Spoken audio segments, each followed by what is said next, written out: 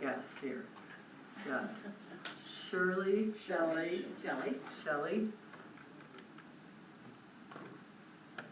Do we have Latrell. somebody Latrell, yeah. calling in? And Gary. Did you guys already call to order? No, not yet. I'm just trying to get the whole audience. Got And Jake, and who am I got in the back there? Mike. Mike, what's your last name? You'd rather not say. Okay. Because then he'd be No, recognizable. I'm surprised, it's Maloney. Hi, Mike, okay. You have a nice house for sale, Thanks. so, yeah. Jake. Is that Santos, not behind a screen? Yeah, hey, how are In you? person? Yeah. Wow. I could almost say, ask the same of you too. Yeah. I keep sending you 2 email addresses, which is the right one? Which one are you sending? I'm sending them to both. Gary, what? R-May. The other one's Gary, what's your last name? Zentero with a They're Z, upstairs. Z-I-E. I have like 5. No. Stop, Well, sorry. I'm glad you joined. Say that This again. front row is available. That's where I put all my junk. Oh, Put my T-A-R. feet up, you know. hey. Zentera. Zentera. T-A-R-A at the end. Oh, Zentera. Okay, got it. Hi. Can I get your name just for a roll? Sure, My Deb Christie, I have a Deb, question. Okay. Yeah. DTD, Got it. Christie, Hey, CRISTY. Got it, thank you. Thank you. Bruce is here. Oh, Bruce is here. Oh, you're a busy man. How are you? Bruce. You can sit in Bob's chair if you want. Oh, really? Is he here yet? No. You're I welcome to can sit move here her. too, whatever you You can want. sit over there. Are we waiting for Bubba? Technically, you have a quorum to start whenever you want, just whoever's the vice chair would start the meeting until Bubba shows. Is that you? Who's the vice chair? I thought you guys voted on Jackie. Jackie. I think I am. Give her the gavel. I know, I'm not. Has anyone heard from Bubba? I'm eternally grateful. No. Do you want to text, does somebody want to Wait text for him? Bubba. Did Bubba say, I thought somebody said they couldn't make today. I thought that was Bob. This is You ready, a Jackie? well-oiled machine. Are we sure we're supposed to be here today? You are. Realize it was Max, we entertainment. can, do you want the gavel? Do you want the gavel pad? Oh, you know how dangerous it I is know. to give me She something was a like that. school principal, so. Look out. Hi, She can't wait. Director. Director. Okay. Don't want to get All right, we'll call the meeting to order at 3:03. Pledge of allegiance. I Pledge allegiance to the flag of the United States of America and to the republic for which it stands, one nation, under God, indivisible, with liberty and justice for all. Canada, the US. Okay, roll call. We have everybody here but Bubba. And our alternate. Who's the alternate? Hold on, where's it, did you print the minutes up that I do, let me grab one for you. I have it on there. What's this, Carmichael? Don't have my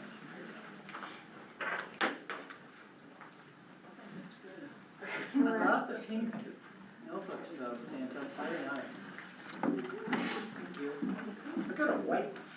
It was, At least you got one. John Carmack, Oh, okay. is your last name. We don't have Where's home? approval of the minutes from May 7th, but did everybody get a copy? April sent them out.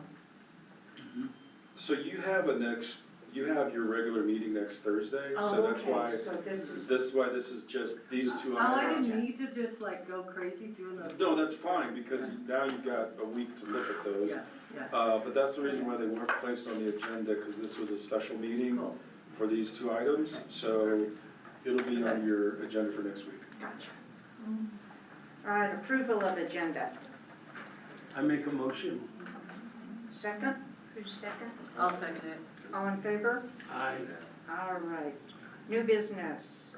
Item A, discussion and approval of night sky ordinance.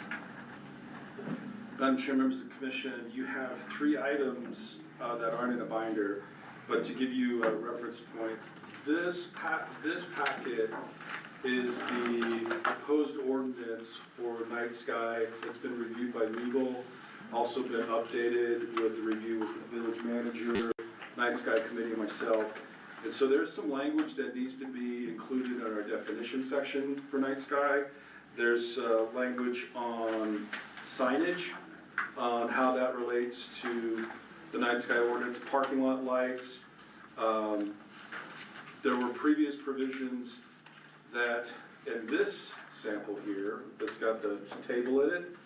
So, Night Sky Committee did a chart of, hey, this was what was originally considered, these are the most current updates to it's kind of your cliff notes to go along.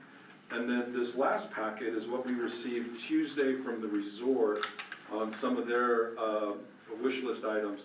To be honest, the biggest concern that was expressed to me from the resort, and you'll see this in the proposed amendments, is that there are some lighting elements that are to be deemed exempt, like lighting that's dealing with public safety, emergency crews, night skiing, things of that nature, snowmaking, whatever they're needing to do at night on the mountain, or if they're closing out at elements, that kind of thing.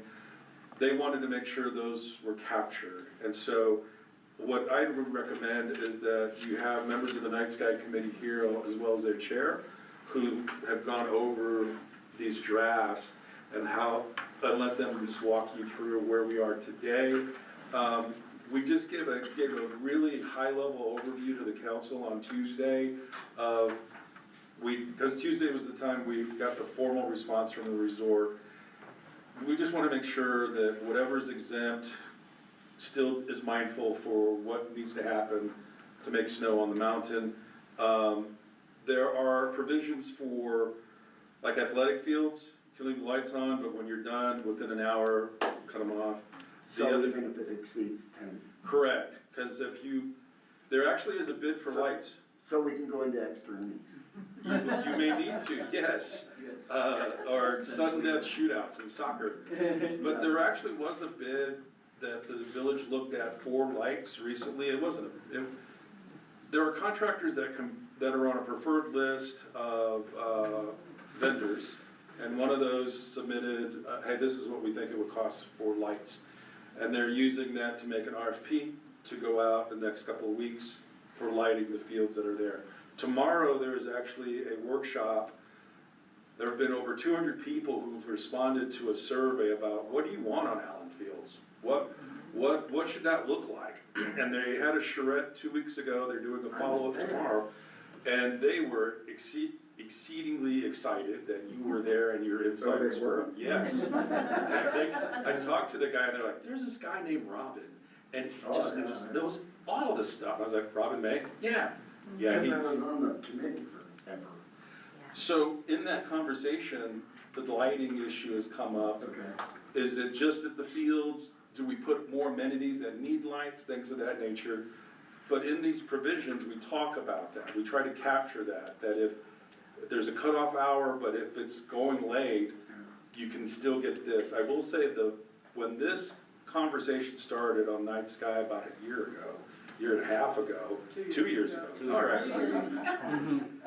There were provisions, and they'll go over this with you, that said, hey, these are the light standards right now for all new lights going in. If you don't have these standards, you have 5 years, 7 years to come in compliance and change out your lights. That's changed to where you can choose to change out your lights. And if you don't, just turn them off at a certain hour, 10 o'clock, 11 o'clock, whatever it is. 10 o'clock. There were some provisions earlier this year that talked about, hey, your light can only be, and I get it wrong, it's 2,000, is it it's not Kelvin. 2,700. No, but the original number was 2,000. was 2,000. Kelvin, 2,000 Kelvin, which was a measurement of the light. Through some more correspondence, they're like, actually it's 2,700, so the light can be a little brighter. But there was a demonstration at council, I think you were there, that showed how that goes into effect. There was a video, it was quite informative. Everybody at the meeting was like, oh, had a visualization, this is what that means. But with that provision now going from a 2,000 number to a 2,700 number, I think that's also significant as well. I think some of the members were even saying trying to find a 2,000 light bulb was not as easy as a 2,700 light bulb. Oh, all right, so there's some provisions that I think are better, but that's just some of the overview, I think, for your benefit. Madam Chair, if you would like to recognize the Night Sky Committee, I think having them go through some of the weeds with you would be helpful. We would like to get a really good discussion, hopefully a favorable recommendation, so that this continues moving forward to council. The idea is this would be the first ordinance in the United States, Yes. first in the United States, and it would be right here in Angel Fire. That there's another municipality that's looking for adoption this summer. They're a close second, in my opinion. But I do feel that overall, this has been a healthy conversation. There's been a lot of back and forth. In fact, a year ago, we sat at the conference table with the mayor, not as the mayor, but as a contractor. You know, what are you seeing your customers want on decks, on exterior lighting?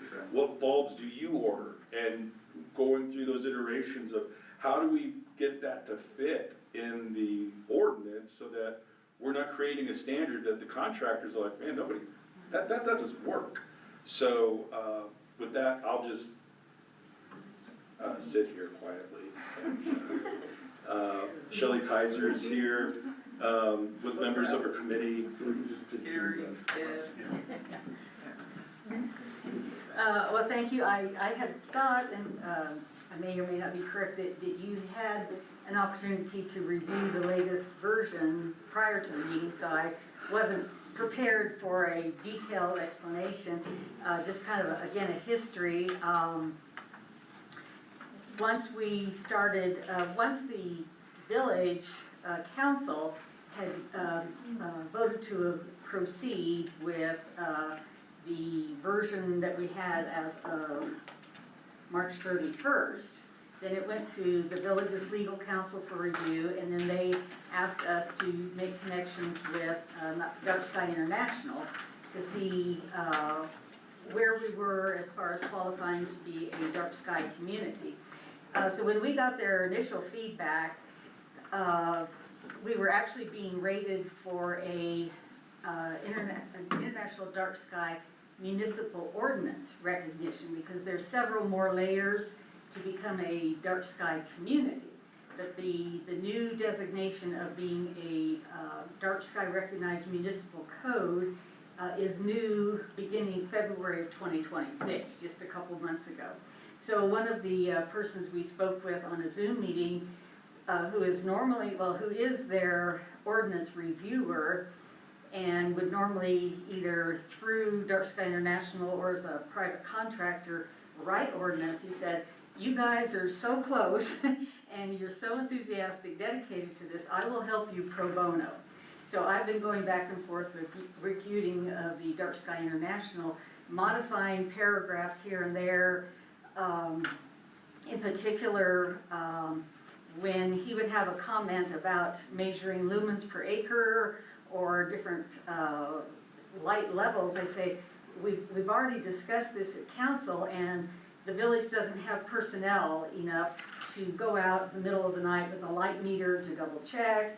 And so they would create different or situations. You can measure or for existing lighting, that's very simple. That got reduced in the ordinance that was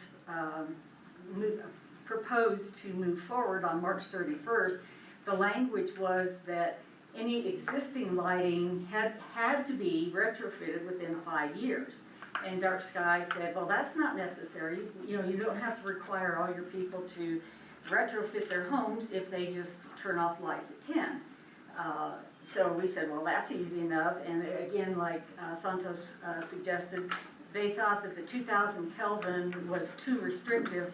Plus, for certain wildlife, they didn't say which ones, I'm gonna guess it's more birds, the 2000 Kelvin is actually detrimental. So they prefer 2700. And they said, well, that's easy enough. So those were a couple of the major changes for existing lighting. For new build lighting, we went back and forth about how to measure, again, because the village doesn't have the personnel to go out and measure lighting. And so we needed the provision to be part of a plan submission.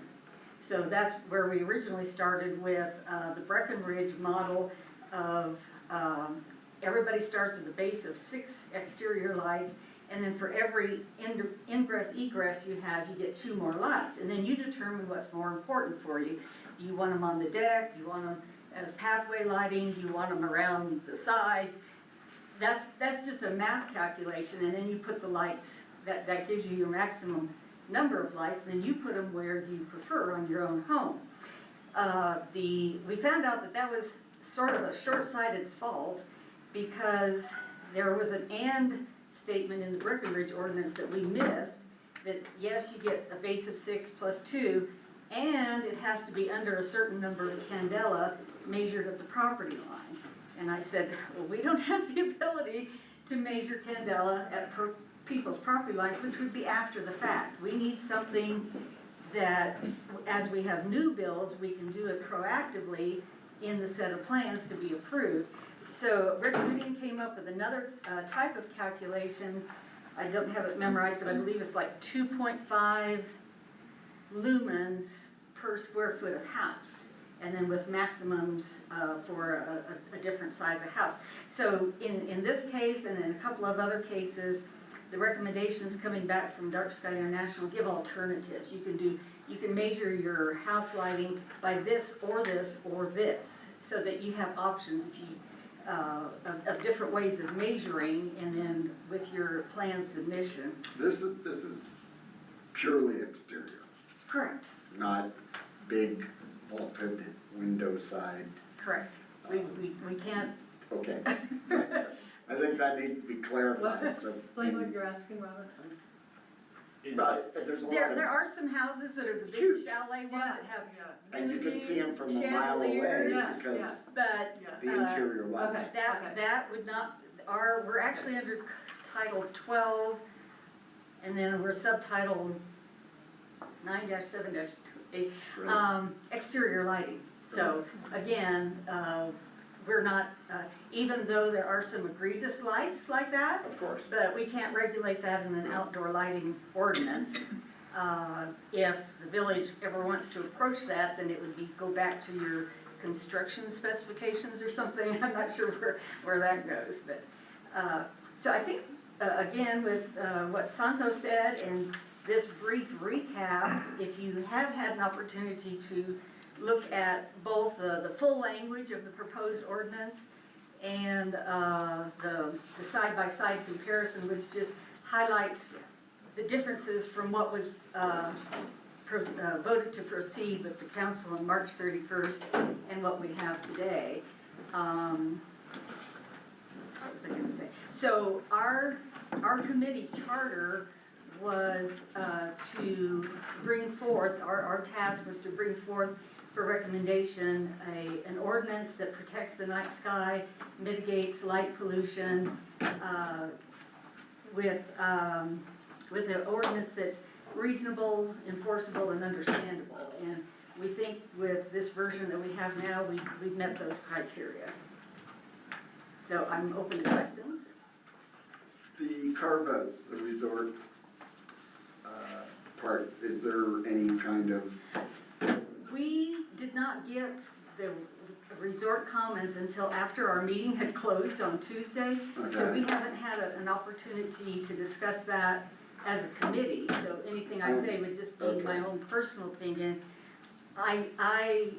Overall, I'm questioning why the resort should be exempt from this particular ordinance. I went through the entire village code and did a search for resort to see what other areas that the resort is exempt from. And I only found one, which is hunting in the ski area is exempt. And because there's no other hunting in the village, of course, but so they can have hunting there. I guess they have their permits, whatever. That, and the only thing I couldn't find it in the text of the code, but if I'm correct, my understanding is that the resort has an extended timeline for fire-wise adaptive cleaning up your lots. And that's the only place where I found that the resort was exempt from broad provisions of the code. Like we have, the village has a noise ordinance, Right. so they would have to comply with that. And then to go Whereas back. snowmaking makes a lot of noise. Yeah, So, there Well, are and then the there are golf carts. cars, yeah. The golf So I'm cart's just- right out my door. I think for the most part, they were really night activities related to the mountain, that they just wanted to make sure we're covered with the other provisions for emergency, public safety, even ball I fields. just wanna know that this isn't something that is gonna be an obstacle. We don't want it to be. I don't think anybody really wants to And obviously, have, it should have been submitted earlier, Well- Mark had it to you. Right, but, that said, I think for the most part, what we've tried to do for this last week is the biggest concern was the mountain ski activities and making sure Okay. that what they do at night gets them ready for the morning, and we don't really want to impede that, unless there's, yeah. Well, I was gonna say, the intent is to not mess with any of the resort's ongoing activities. I will say the comments, having just read through them in one pass, they were clearly written by an attorney who's very good at doing Lots that. of words. But there's some legalese that's gonna have to be parsed in there to make sure that everything is, All that right. there's not an overly broad exemption that's in there. So if we were to make a recommendation to council, then we would probably wanna stipulate subject to. Correct. Also, keep in mind the timeline of this is this document has been modified with the help of Dark Sky International. It is necessarily going to have to go back to Village Legal Counsel Right. because they have not reviewed this current iteration. And we don't want it, we want you to be able to get your first in the world.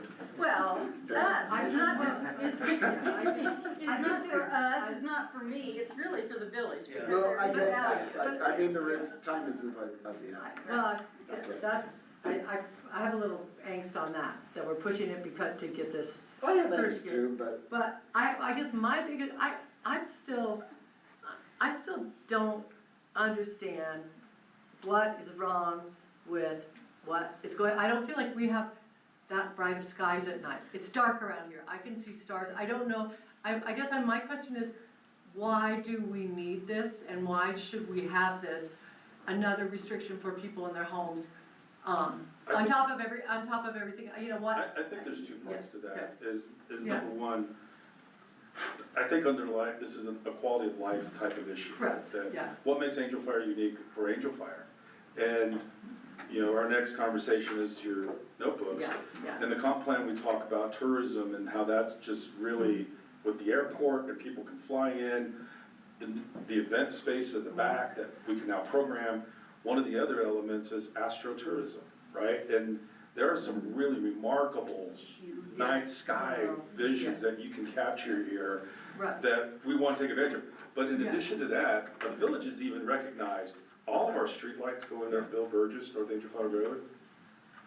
Oh my gosh. when we Well, and I took think out that- half of them, I yeah. got the first Yeah. mayor, where's his picture? They've been moved to I the door. I think that's great, and I think that. But I we think- took out a yeah. lot of lights. Well, but that said, even the lights that are here now, the village is also understands some of these need to be Yeah. replaced anyway. Yeah, And those that are gonna be replaced, they would prefer to replace them to these standards. Which I think is So, great.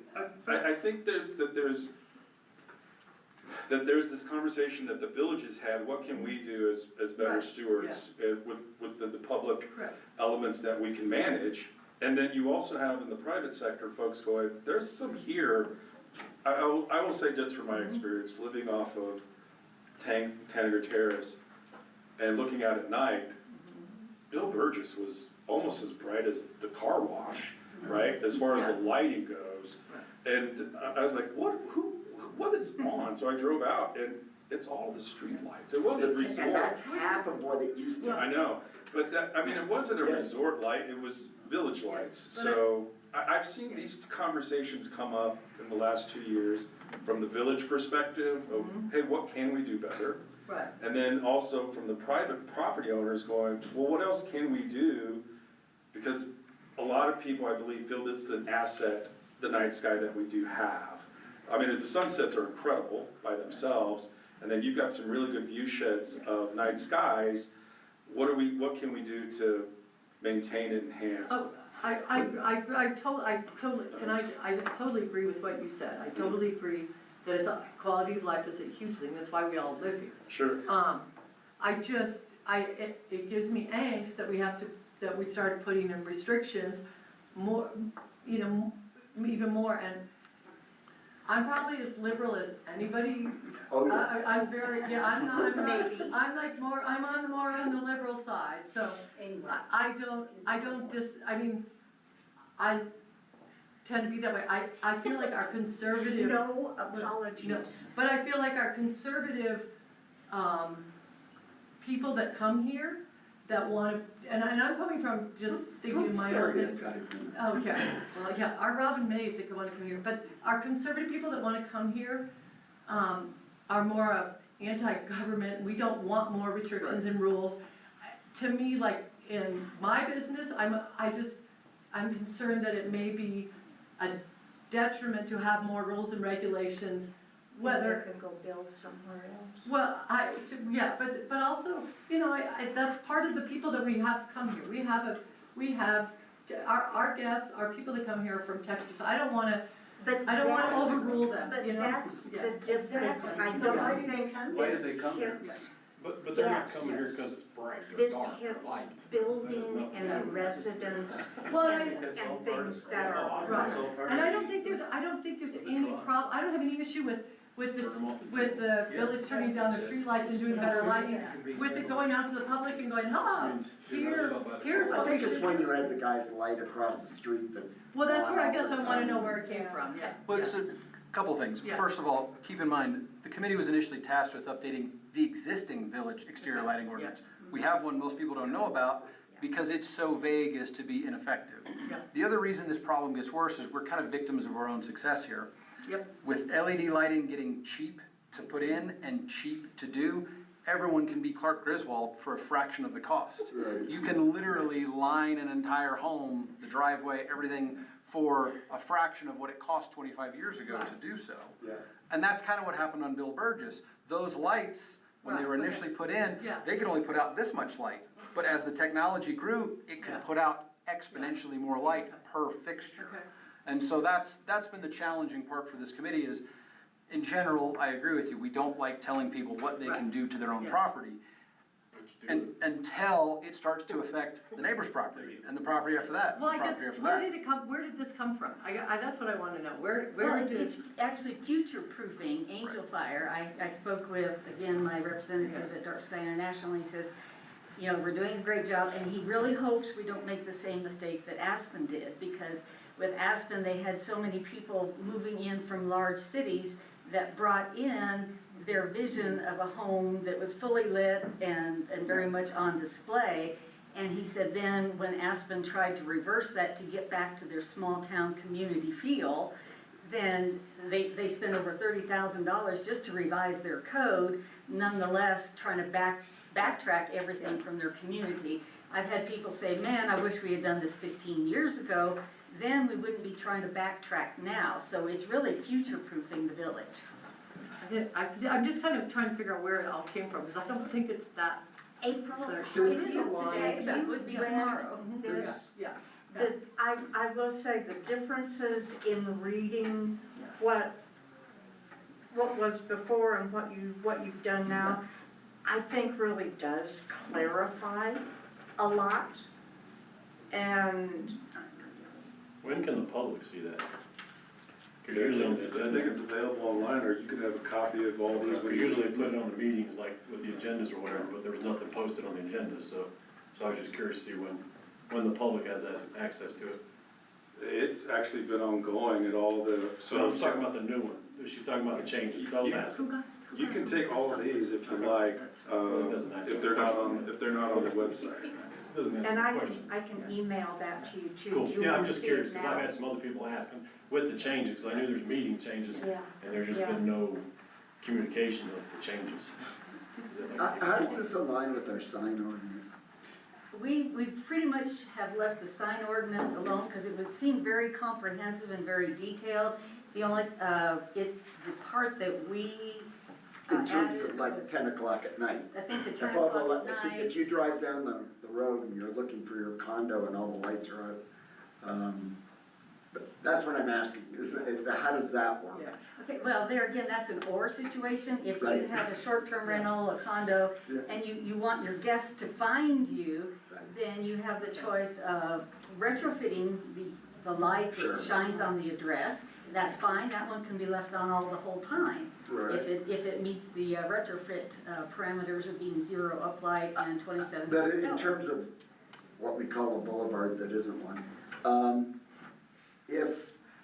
there's no fear of that turning into like the Vegas Strip, I get that, but we are starting to have more and more businesses, more and more uplit and downlit signage, we have electronic, we have Yeah, video, we have yeah, what, we So there are provisions right now. within the sign. There are provisions within the sign ordinance today where you have the digital, like the one at the park.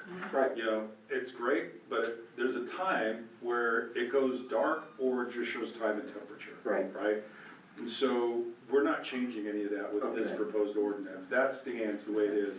There are some, I did print out another version of what's underlined, which would be new text in the ordinance and what's strict. That was my next Yeah, question, it's- emerging technology, how do we address that? Are we gonna have to re-adopt a new? The only language in the signed ordinance that I see is that it talks about, and this may not have been the updated version here, because it just talks about signage utilizing lighting shop fixtures mounted to the top of the sign structure and aimed downward onto the sign up from above. Fixtures shall be fully shielded so the light is directly only onto the sign face and not aimed at the sky, adjacent streets, roads, or properties. That's new, because it's underlined. But for the most part, I think most of the signs that you see on Mountain View Boulevard, particularly the resort signs, they're like downlit Yeah. signs, and that's always been what the rules were. It's these new signs that I think would have, the new signs, that to be more specific, tend to be these digital signs, Right. right? Right. Well, that standard is the same standard you adopted 3 years ago when we first considered the digital sign. And there's a cutoff time, and you can either go, I don't even know. What is the- that? Is it It's either 10 or 10:30, one of the two. I think it's 10, because when the village put up the new sign right here next to Village Hall, and I remember Council Humber saying, no, it's got the same 10 o'clock cutoff, and that lines up with, in theory, the What we 10 have o'clock over cutoff. there, and the mountain, I don't know if we leave that on.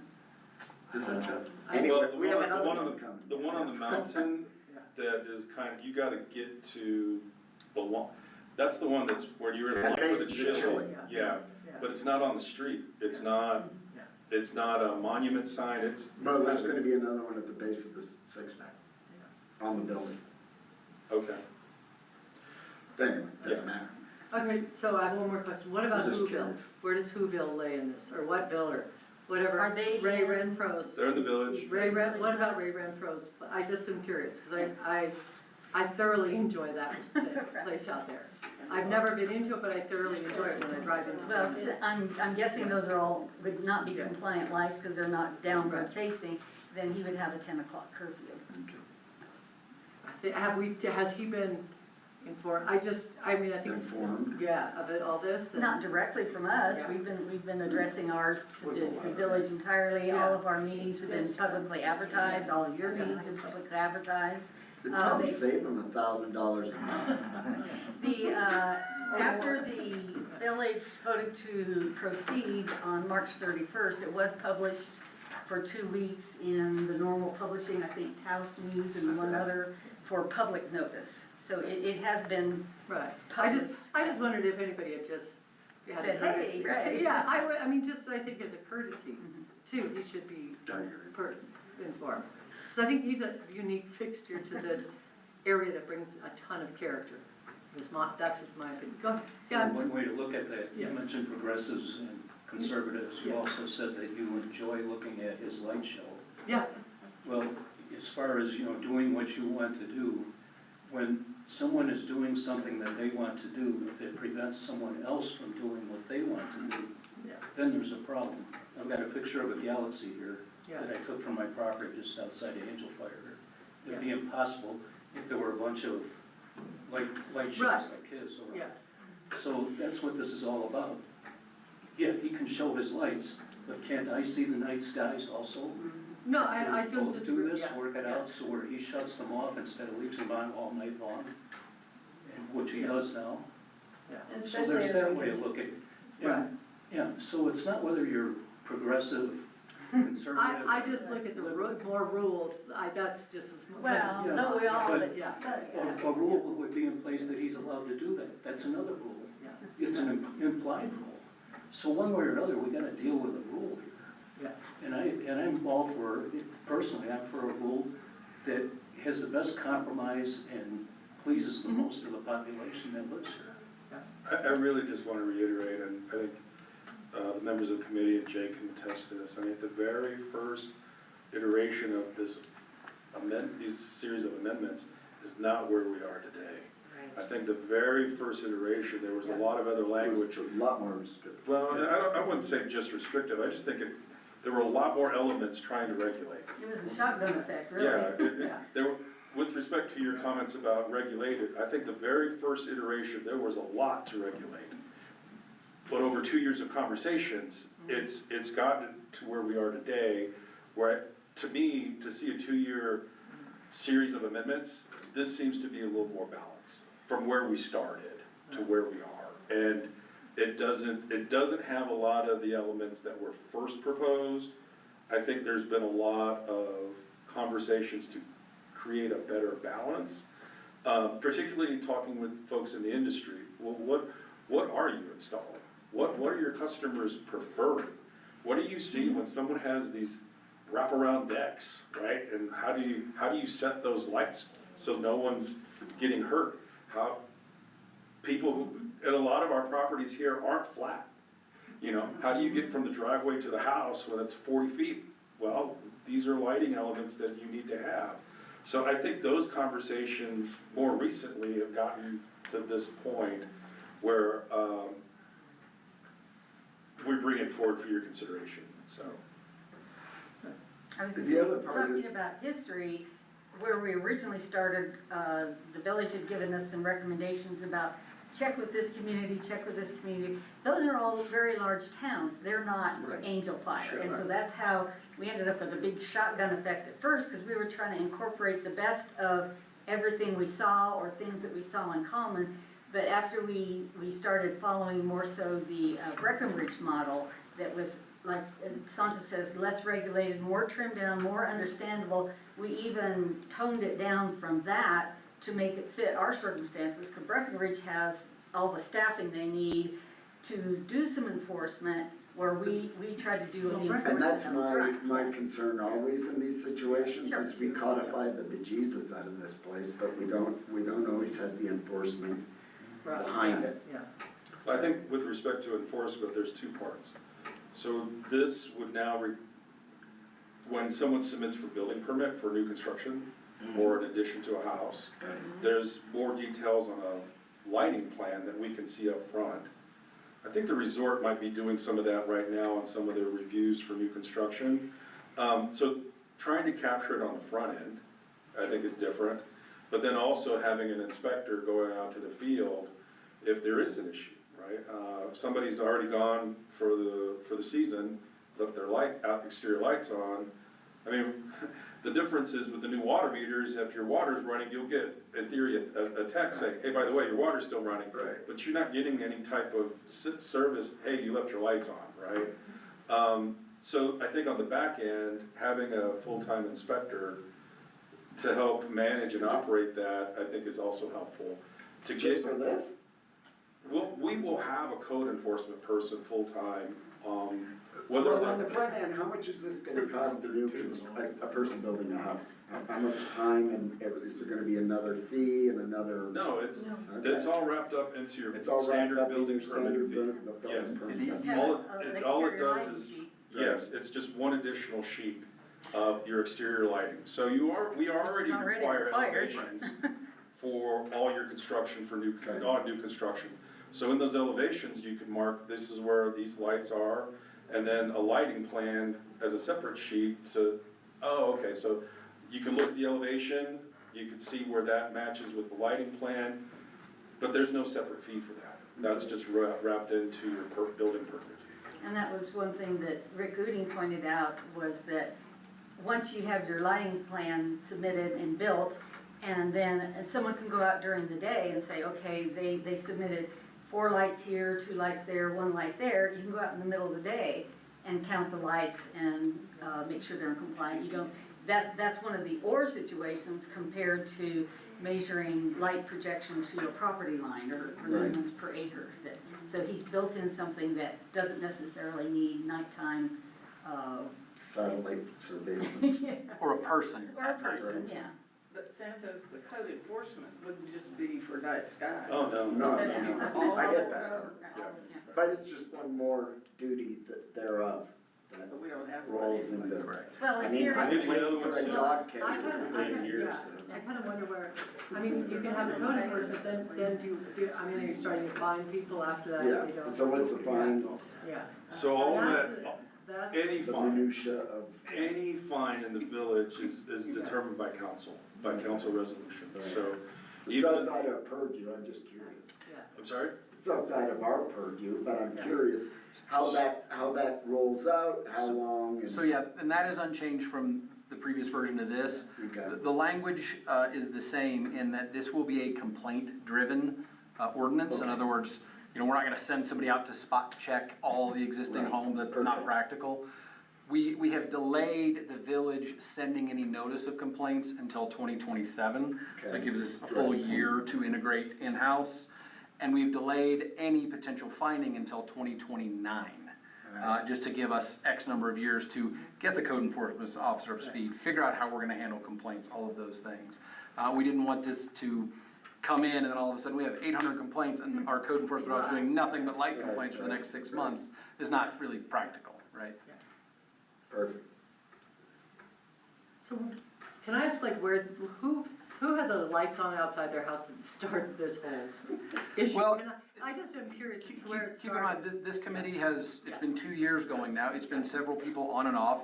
Some of those committee members had an adjacent home that was Okay. particularly egregious. Some of them, I hate to pick on them, but a lot of people pick on the car wash, just because they tend to kind of light up the whole valley floor in the evenings. So different committee members came from different complaint aspects. So I wouldn't say that there was one egregious home that if we could have made that one go away, we wouldn't be here. But also understand, this is not a new thing. Flagstaff, Arizona was the first one really to champion International Dark Sky as a community, and the state of New Mexico is starting to throw weight behind it.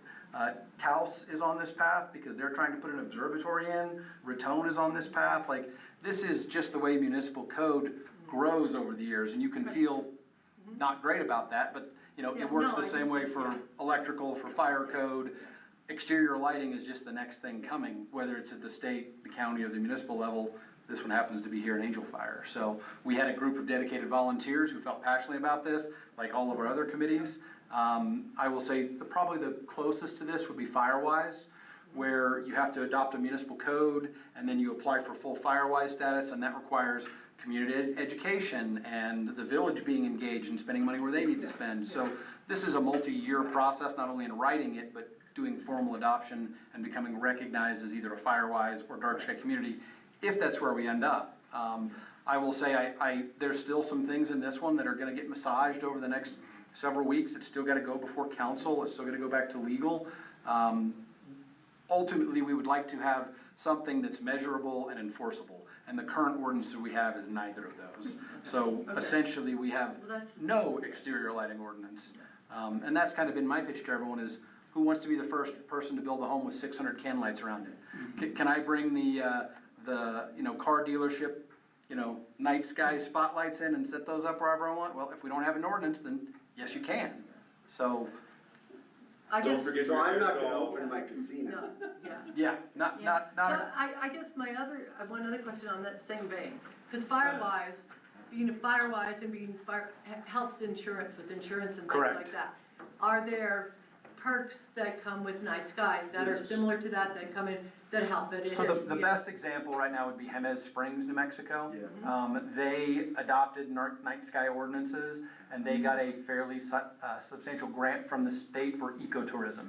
That's how the state is doing this, is they're coming in on the one hand with new legislation, but on the other hand, they're offering you the carrots of, hey, if you do this, here's a new bucket of money that you could have access to. And so, Okay. Not only financial, but health-wise, the Dark Sky International, of course, has had many, many studies, and elsewhere for people's health, sleeping habits, the wildlife habitats, even some plants are affected by excessive light and stuff. So it's a quality of life, not only for us humans, but for the wildlife as well, and the general environment. And then the cost savings, if you have fewer lights, you have less electricity demand. Less electricity demand means less carbon footprint. Less carbon footprint, everybody's in favor of. So it's not just, we want to go out and look at the stars, there's a whole Right, host of. I know, and I just didn't know where, I guess, yeah, like I said, I just struggle with, I think I don't know why we don't even fit into this Night Skies thing right now. I don't feel like I've ever Well, seen that. we're very close. Yeah. I mean, our Yeah. portal is, Yeah. the way they measure the sky Right. dome and stuff, but this is for the future. And we don't want to be like Aspen, where we're 20 years later and we look like Las Vegas, Nevada, and then try to backtrack it. That would be I think tough. Aspen's a tough, because Aspen's a pretty cool place, so, and done very well. Yeah, but when you compare us It to hasn't Aspen. been a small town yeah, for 60 years. Yeah, exactly. Aspen and Breckenridge are two different, they're different entities. Two I mean, different yeah, environments. Yeah, I mean, I live Not comparison with them at all. no, and we never will be. I mean, Yeah. I don't But, feel. occasionally the verbiage around town is, oh, we're gonna be the next Aspen, and I'm like, I don't wanna be the next Aspen. So it's again, future-proofing us now, when if we had something like this in place 10, 15 years ago, we would probably already be a dark sky recognized community, which is the next level up. So even if that's not the objective, and we're not focusing on some kind of recognition which has value to the community, then we have to do something for us that fits Angel Fire. We need to reduce our light pollution. We need to make sure that commercial and residential buildings come in, don't take away what we have now. So that's a large part of it, is the future proofing. Excuse me, we're also gonna be doing public outreach during this next phase to eventually reach a dark sky community status. And as part of that process, I personally am gonna give free tours of my observatory. I have a 2-story observatory with a large telescope in it. I'd love to have you over so that I can show you what my light show looks like as opposed to what the light show that you. No, I just try to. Well, no, you can enjoy both, and that's why I wanna show you my end, because maybe Are you you're in not Taos Pines? familiar with it. Pardon me? Are you in Taos Pines? Is that Yes. I've heard your observatory is phenomenal. But, in this. I mean, and I'm good friends with Mike Hawkins, so I know that Okay. night sky, and what he does and stuff, which I think is wonderful. I love all those extra things that people can go do and see at night. Well, then Yeah. let's protect it for our children and our Sure, grandchildren. because then it's amazing how little it takes to remove that resource from us. And you could say, well, right now the lighting is fine, and actually it is. I can great pictures and there's an ordinance. Yeah, But if the ordinance isn't in there, I won't have so many great pictures anymore, and my $200,000 observatory will be useless. What about your neighbors around you? Because that's county, isn't it? Is Taos Pines county? It's, So that has nothing to do, yeah, so, I mean. well, what about those there's lights also around the you? I mean, influence. I'm just asking. Good, If no, they're- good, Like a new yeah. house goes in there, yeah. and you got your neighbor, you know, you're worried about in the village in here, and you got your neighbor right next to you that goes in there and puts 100 lights around you. And we're You working can't on do that right now. I mean, that's, I just, that's what's. This has a way of spreading. Yeah, yeah. You have a I just- homeowners association? Yes. Yeah. I think that We're gonna bring that Yeah. together. however you want to proceed is you have some proposed amendments. Yeah. You've got the background of how we got to where we are today. We did receive comments from a resort on Tuesday. Your meeting today on the agenda is to talk about, and if you wanna have action on this, you can do that. I think your comment is the caveats, that we know the resort has some concerns. Right, And we really don't wanna trip over each other on this. no, but we don't wanna delay this. I understand that too. Also understanding, you also have another meeting next week as well, too. So, if you're at a point where you feel comfortable, Madam Chair, taking a vote with conditions in your recommendation, you can do that. If you would prefer to talk about this some more and take a formal vote next Thursday, you can do that too. Because either way, I think we're still on the clock to get to council relatively soon. Well, we have an opinion from the lawyer on the resort's lawyer, well, we have an opinion on. So the last opinion we got was like end of April, 1st of May of that ordinance. And so I think the table chart that you have kind of summarizes that action. But since then, there have been some additional, and I don't think they're overwhelming changes since that other review was done compared to where we are today. It's just those two major things, and then after we had an informal sit-down, May 7th, I believe, we did incorporate the resort's two major concerns about night skiing and then operating equipment at night. And there again, like the snowcats going up and down, those are vehicles, they're not exterior lighting. Yeah. So we can't regulate, and then someone else said, well, what about the snow plows from the village? No, I get I'm that. like, but- that's a vehicle. We can't regulate. When we incorporated, Yeah. there was, and then annexed. Right. And then the carve out of the recreation Right. area, et cetera. There was a lot of concern in those days, we were using a lot, Ratnik snow guns, which were compressed air, they were loud, Yeah, well, and the people were shocked. But they came up in the winter and outside their condo yeah. all night. So we had to, obviously there are gonna be things that And I do think the are committee needs to, extraordinary, but are very important to the Right. community. we need a little time on the resort changes, because they're a little more comprehensive than Santos. Well, and that's what you I'm and I saying. have talked about. And that's what I'm saying, if you feel comfortable, Madam Chair, take a vote today with the recommendation with caveats, you could do that. Or you can keep the public hearing open and do a vote next week. But are we gonna have no more? Yeah, and when you come back next week, it's kind of like just a pause button. You just pause and you continue the conversation, and you can take a vote there. You can actually have an extra week to go over the resort packet that we received on Tuesday. We've only had it, I'm sorry? we've only had it 24 hours. Right, because it came Tuesday. Tuesday afternoon. So Is this if you reviewable feel by your attorney? comfortable with any of those options, those are all within your Or discretion. does he care? It's more about these All guys. right, to the committee, what do you feel comfortable doing? Waiting till next We week. can pause, Yeah, That sounds- I think, yeah, definitely. Think so? without the machinations. that's everything. Yeah, I was worried about Put it on hold. that you were talking about too. That's easy. Madam Chair, just one comment, Shelley. The last time we talked about this, there was kind of a hurry to do this, correct? Right. But we're still running into roadblocks, so do you need something from us right now?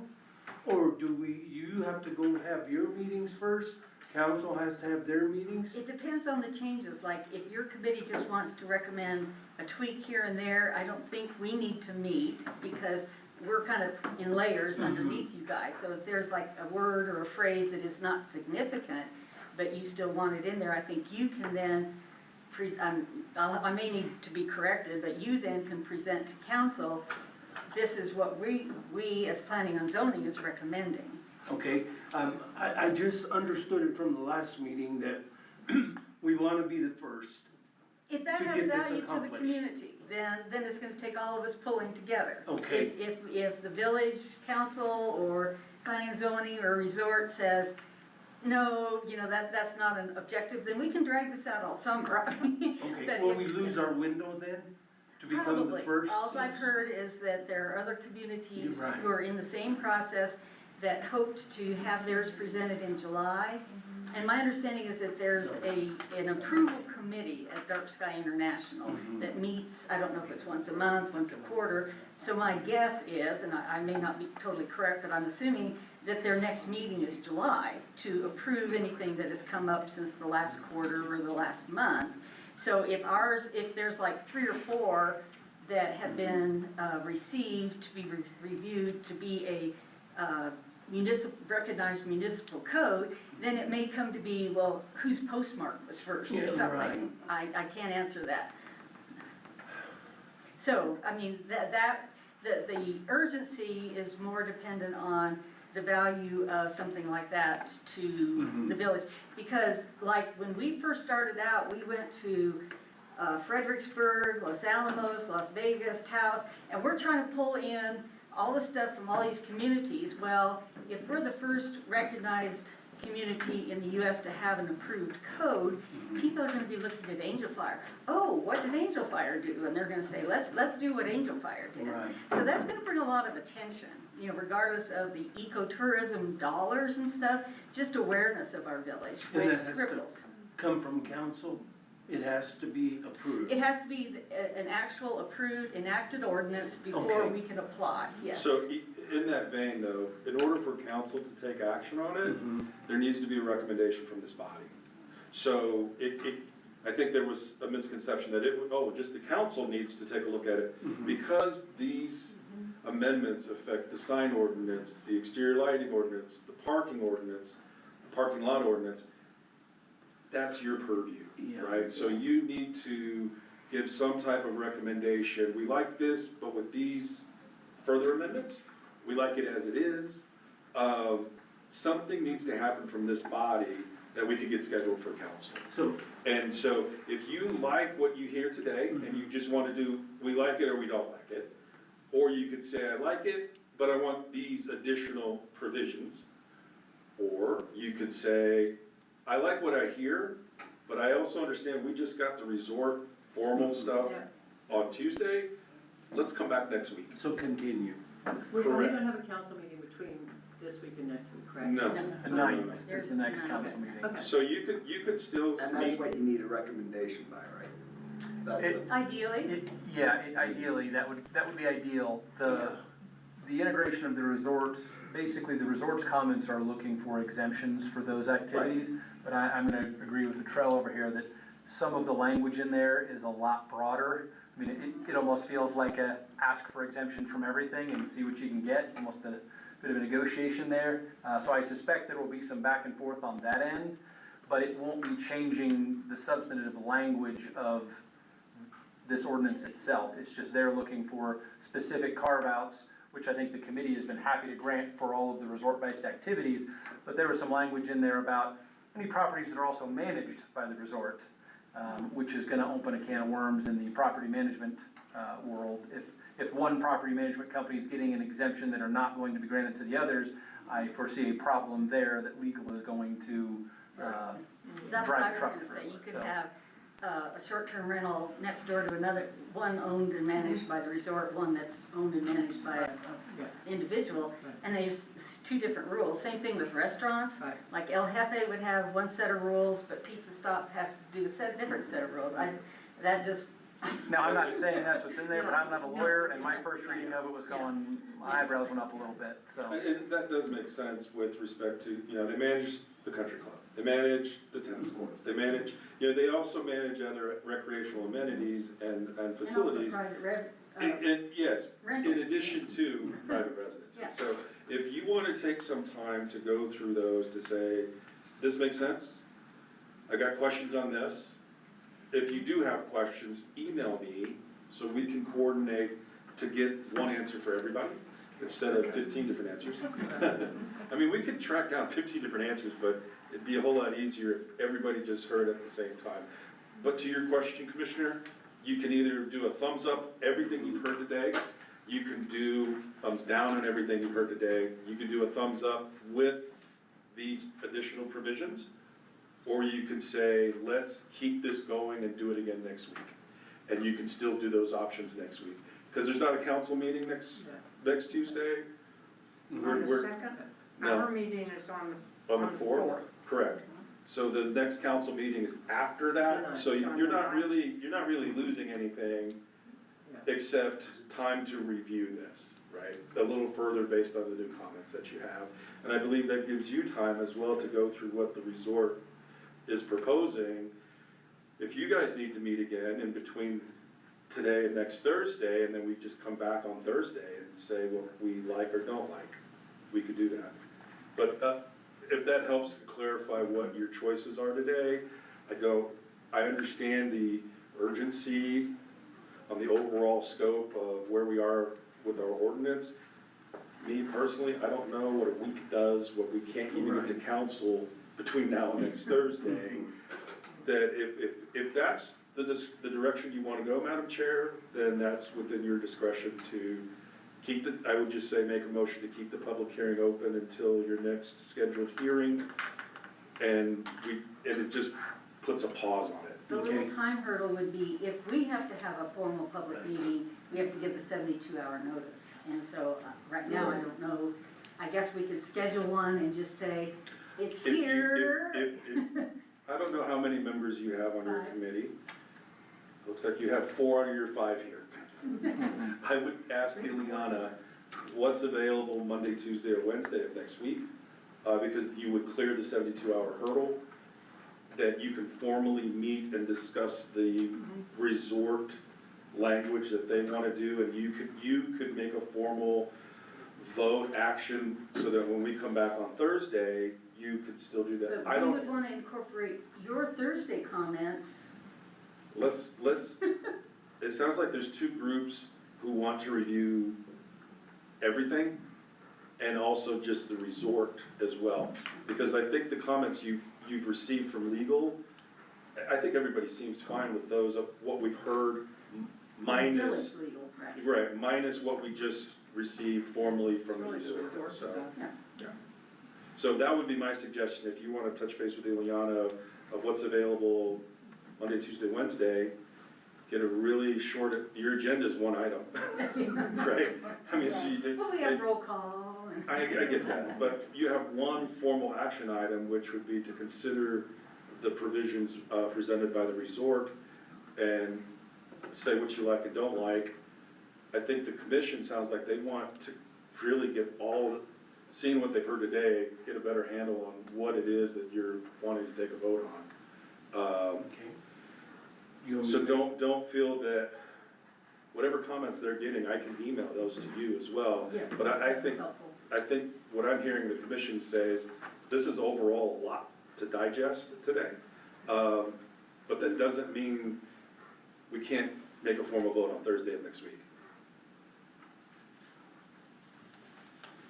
So does someone want to make a motion? Okay.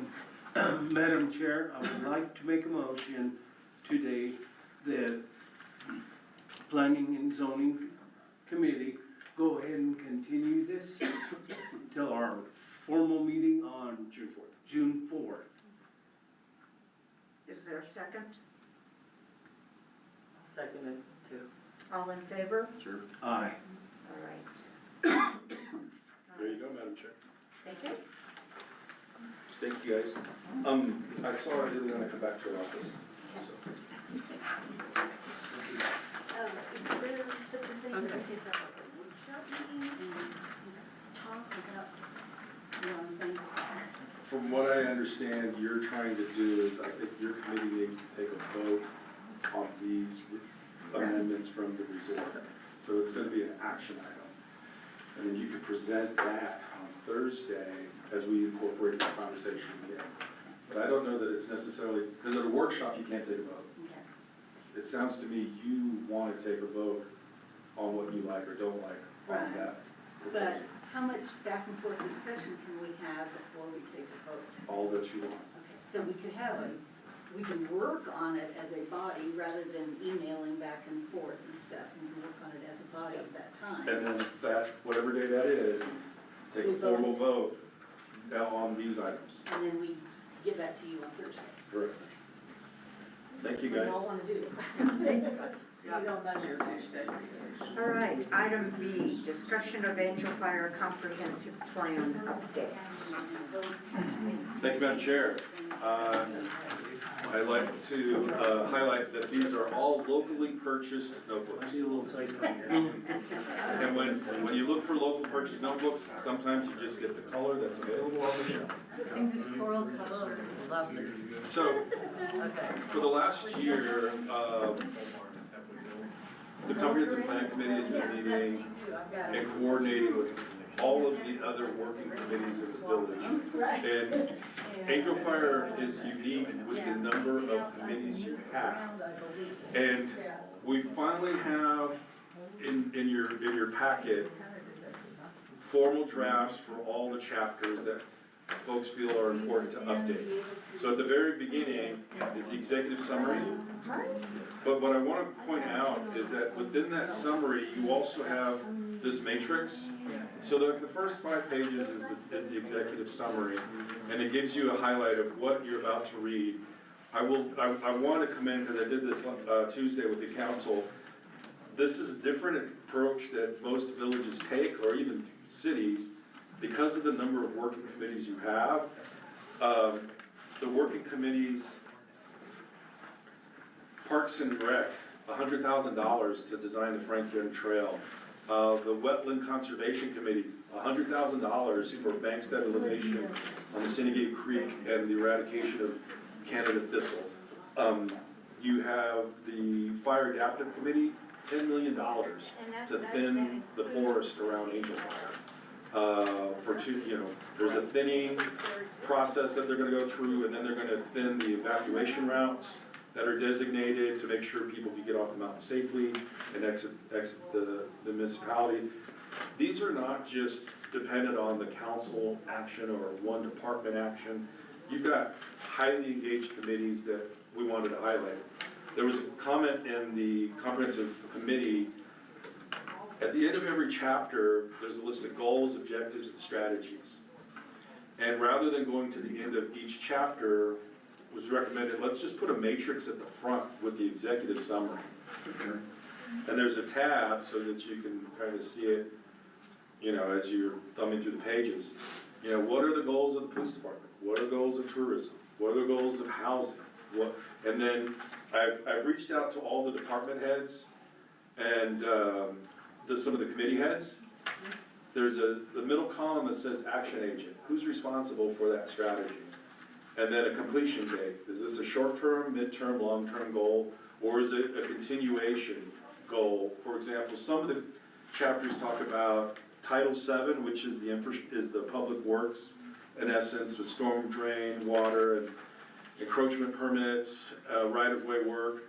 There's this ongoing conversation with respect to water quality and stormwater that they want to monitor kind of continuously, which Kurt says this is just basically ongoing. Fine.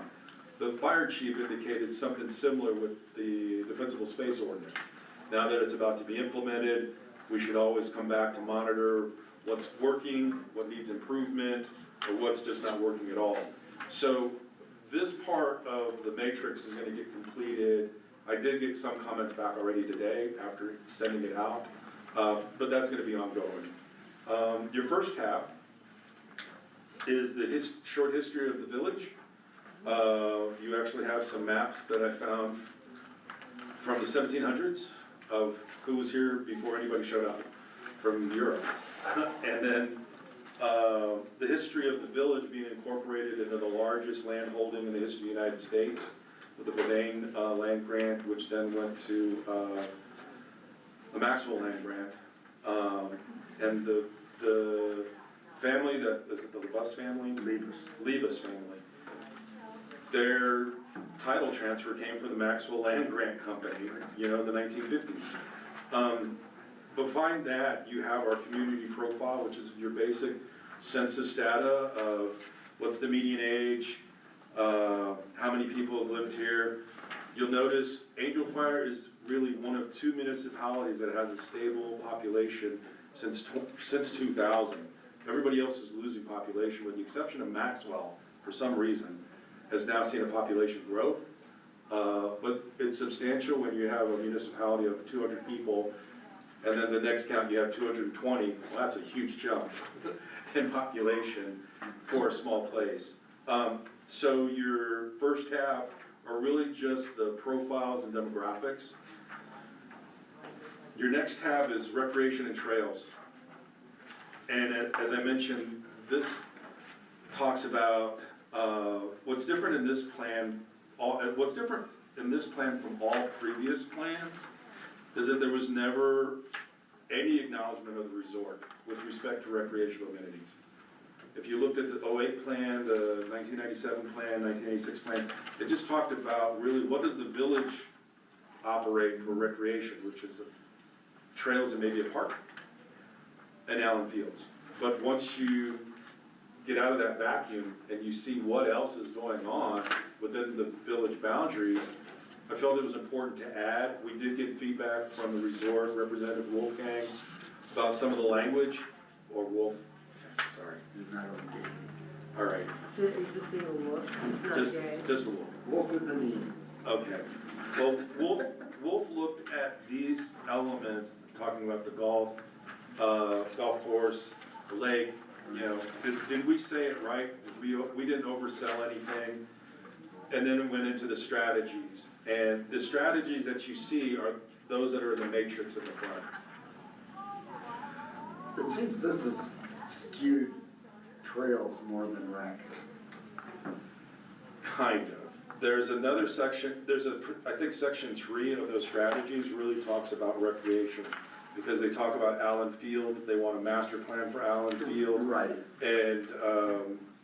And in those conversations, I think that's where you're talking about. So a strategy is not a priority when it's numbered. I just think it's grouped differently. I think the first 2 groups, there was a lot of emphasis on the trails. Yep. And that there was actually somebody who's like, hey, we're more than trails. So then the third step, I think there's 4 steps too. Right. Tried to capture recreational amenities as well. Because like anything, whether it's the resort and all 20 departments and 50 businesses that are you know, things will get skewed by the dynamics of the group. So in other words, if you have a real robust night sky group, they're gonna get the pulpit, right? And it's same with the trails and same with other things. That's the greasy wheel syndrome. And it just, to me, that needs to be data driven, and it needs to come from a real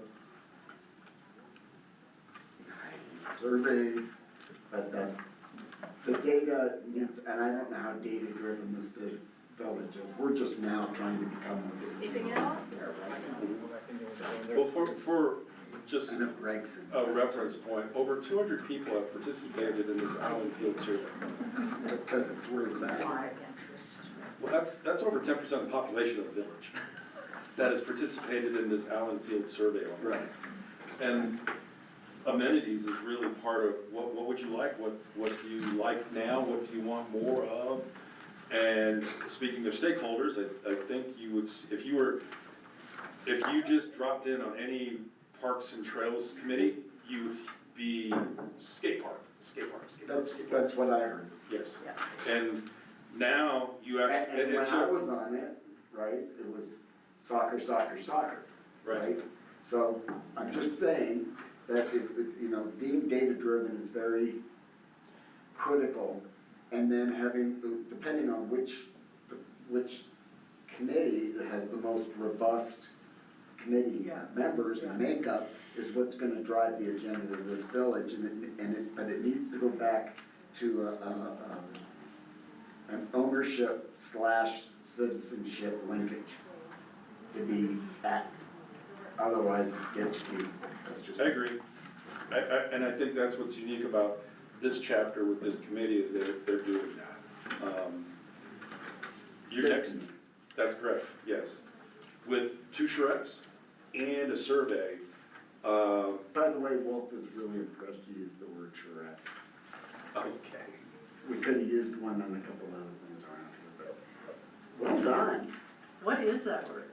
A charrette? It's a fancy French word for everybody Spell it. comes together and discusses what they need. It's like a big brainstorming What's session. that? Spell it. CHARETTE. Jinx. Okay. You almost pop. Coke's on you. Yeah, so, but yeah, I'll look that up. Just come by tomorrow at 10 o'clock. It is awe-inspiring. No, I. if you're gonna do a build, if you're gonna do a big build, out of a building, a community center, right? Then you would have your architects there, you would have all the, and you would bring in the data that's basically what it is, and Okay. public input and blah, blah, blah.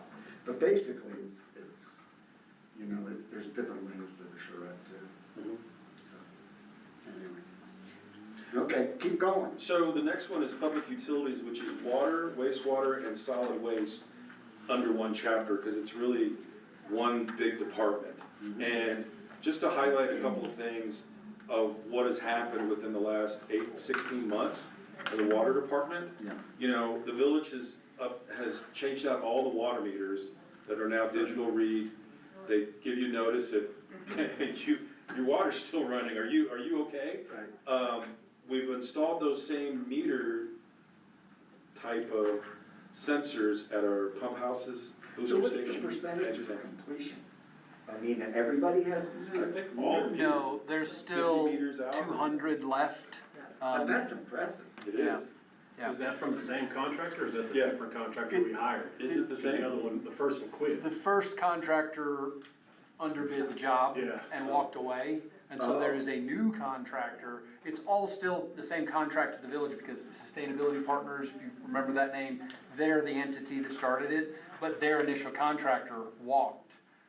They were from Albuquerque and they felt they hadn't made enough money in the job, so they left. So the new contractor came back in, there was a contingency to finish.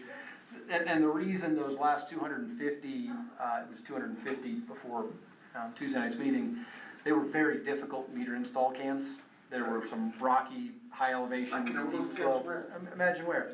Yeah, so there's still 200 of them left to do, and that project is ongoing throughout the year. I don't know when the last will wrap, but the vast majority of them have been done. It's just the challenging ones that are. And these drive-bys, I mean, I don't even know if you have to drive by them. oh, okay, To read? To read. yeah, Oh, no, they're cellular based. they're cell-based. Yeah. So we So get, I don't know if you remember, but we had like 5 different types of meters. You had to remove the can and take a reading on some. You had some that would give you a readout if you drove by it. And we had several that just didn't work. So I have we- a house that has one inside that he has to call up and say, I have to come read your meter, and I had to let him in.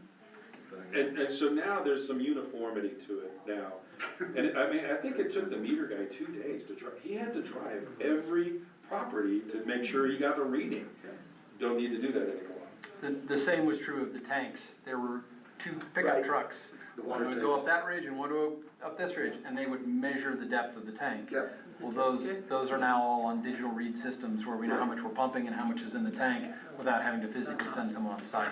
So there's a quicker response to leaks. There's a quicker response if something's happening in a tank and the water level is dropping, that we get pump stations to actually feed more quickly.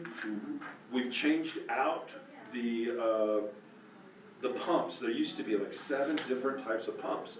Well, ordering backup spare parts for 7 different types, I think Kurt's consolidated down to 2. So that, just depending where it is in the village, it's either A or B. Right. Instead of all the way to J, right? I just wanna commend the work that the water department has done within 1 year from 2024 to 2025. The state engineer's office says you have saved 300 acre feet. 300 acre feet, because you've managed your system better.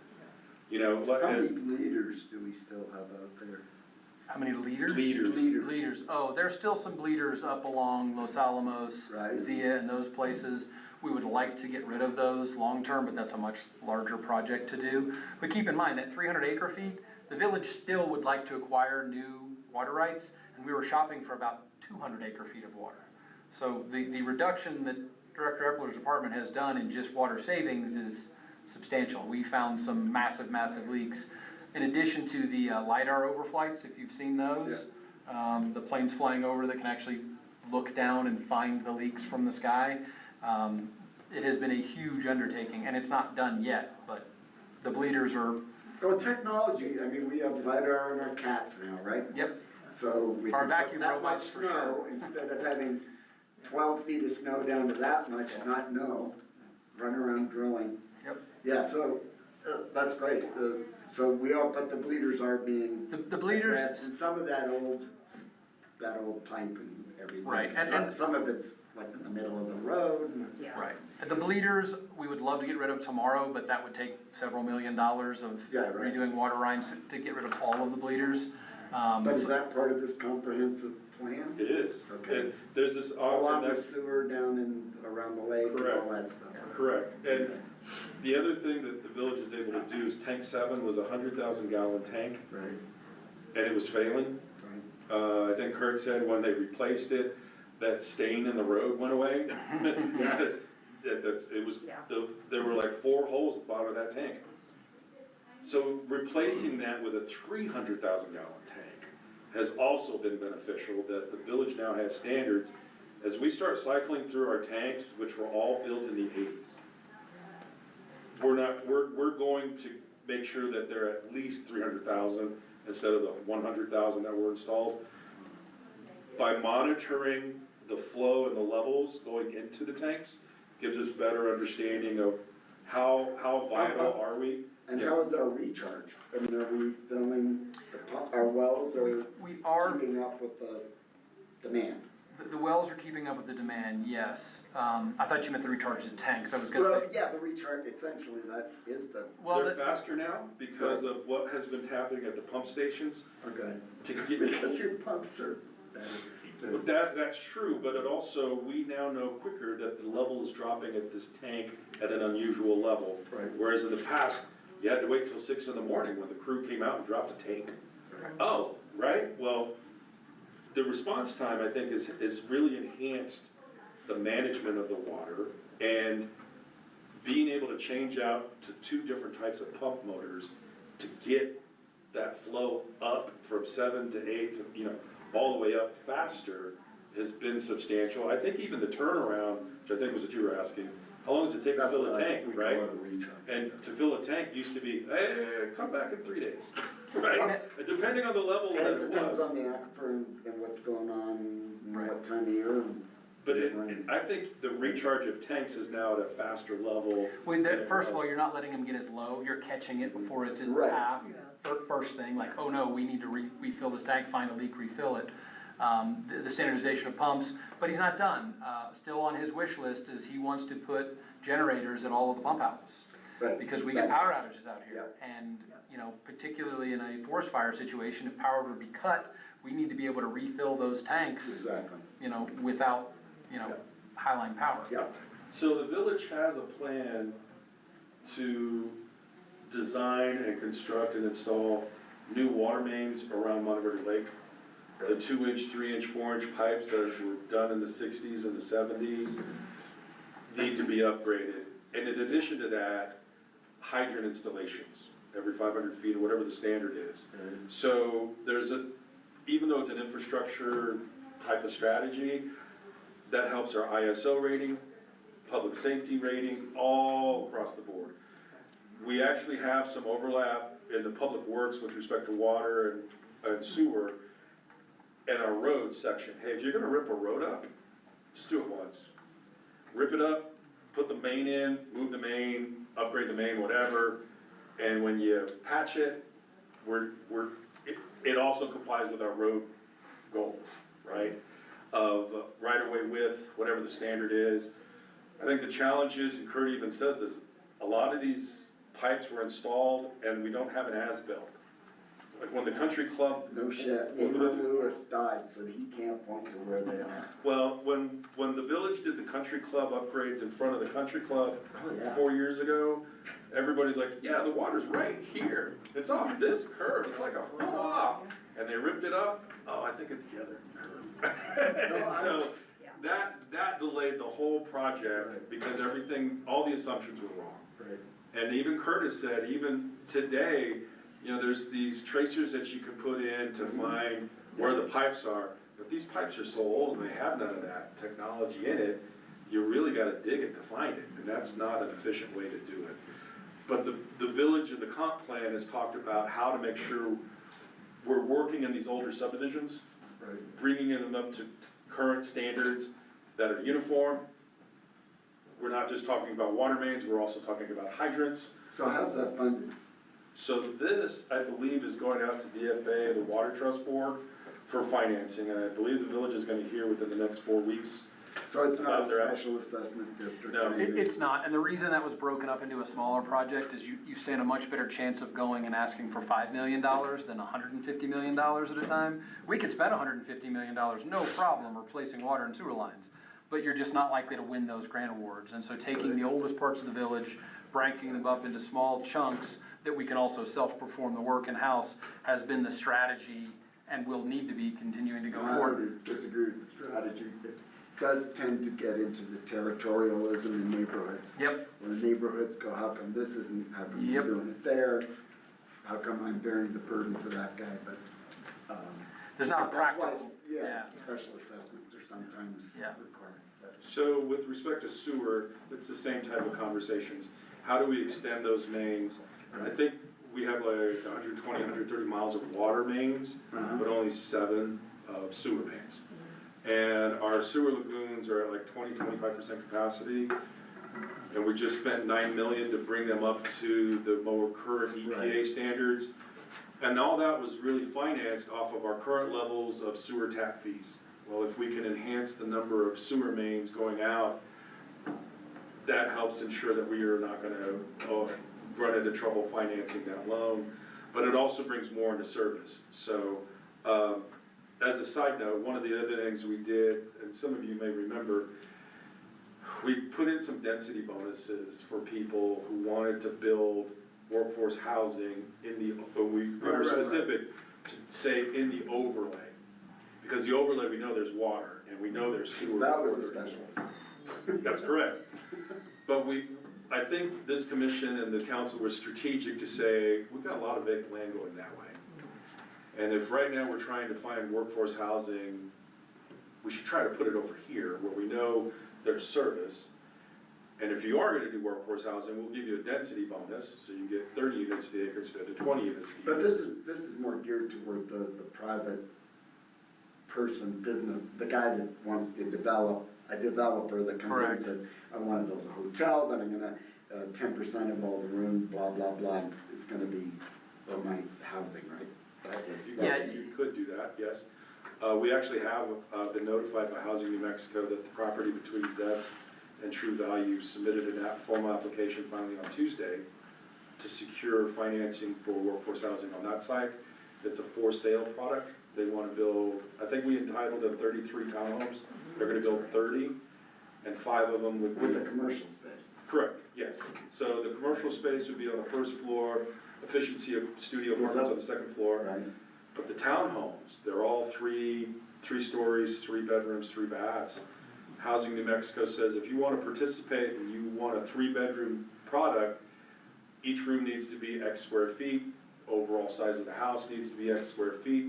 I believe all of these homes would qualify. So out of the 30, they would give 5 to workforce housing for sale, and then the other 25 Are would be these at deed market. restricted? So there are restrictions with the Housing New Mexico program that the mortgage company that is managing Right. those 5 units is responsible for making sure that the people who took out the note to take advantage of this purchase aren't subleasing it out, aren't Airbnb-ing it out, have to live there a minimum of 5 years to gain the equity out that if they wanted to sell it. Right. So they discourage, I bought this house and in 18 months I'm putting it on the market and I'm getting my Kind money of like back. with the RT, what is it, the RTC? Yeah, Resolution Trust Corp did, with all the condos here. Yeah. Right. So that just happened on Tuesday. I got a call from Housing New Mexico. They've been talking about getting that in. They finally did that over. Do they cap how much they can make in equity on the homes with Housing New Mexico? No, they just limit it when you can gain it, right? Yeah. So that you don't flip it. They Right, want yeah. 5 years of that person in the unit. But like if you look at Whistler and other places that have done this, they typically will cap. The equity. Yeah, there's a And it is. cadence of how they're, If Yeah. there is, the Housing New Mexico says, oh, you've been in it 2 years and you wanna sell it, well, you're only gonna get this percentage back. Yeah. You get it, but if you stay 5, you'll get, that leaves it open to be gamed. well, but a 5-year gain for having to live in the unit, that's the rule. I that we get have. it, I get it, yeah. But Okay. so there's some overlap between chapters where you'll see, we're just talking about water and sewer, but zoning regulations also touch base on it too. Yeah. The fire department talks about it too, because they want more hydrants spaced out, for better coverage for their service. Solid waste chapter talks about maybe having a designated enclosed facility that can be manned 24 hours. You just drive in, this goes in here, this goes, and you go. Other simple strategies of, as we have events behind Village Hall and Mountain View Plaza, there's designation for trash, recyclables, things of that nature to make sure it stays maintained and well kept. I did notice that in this chapter, I also put transportation, road, and airport, which should have been a different tab. Right, I see that. Transportation is those 3 elements.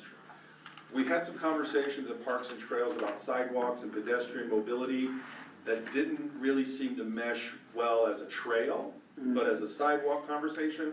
So we placed that in the transportation chapter.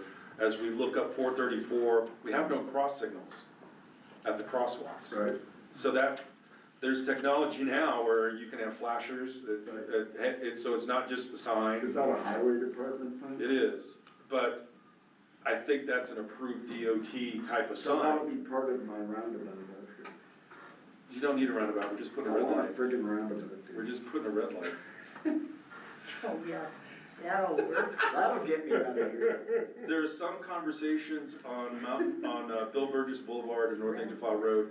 As you go from 434 up towards Vale, you'll notice that it's like 2 lanes, Right, and then it narrows down at Vale.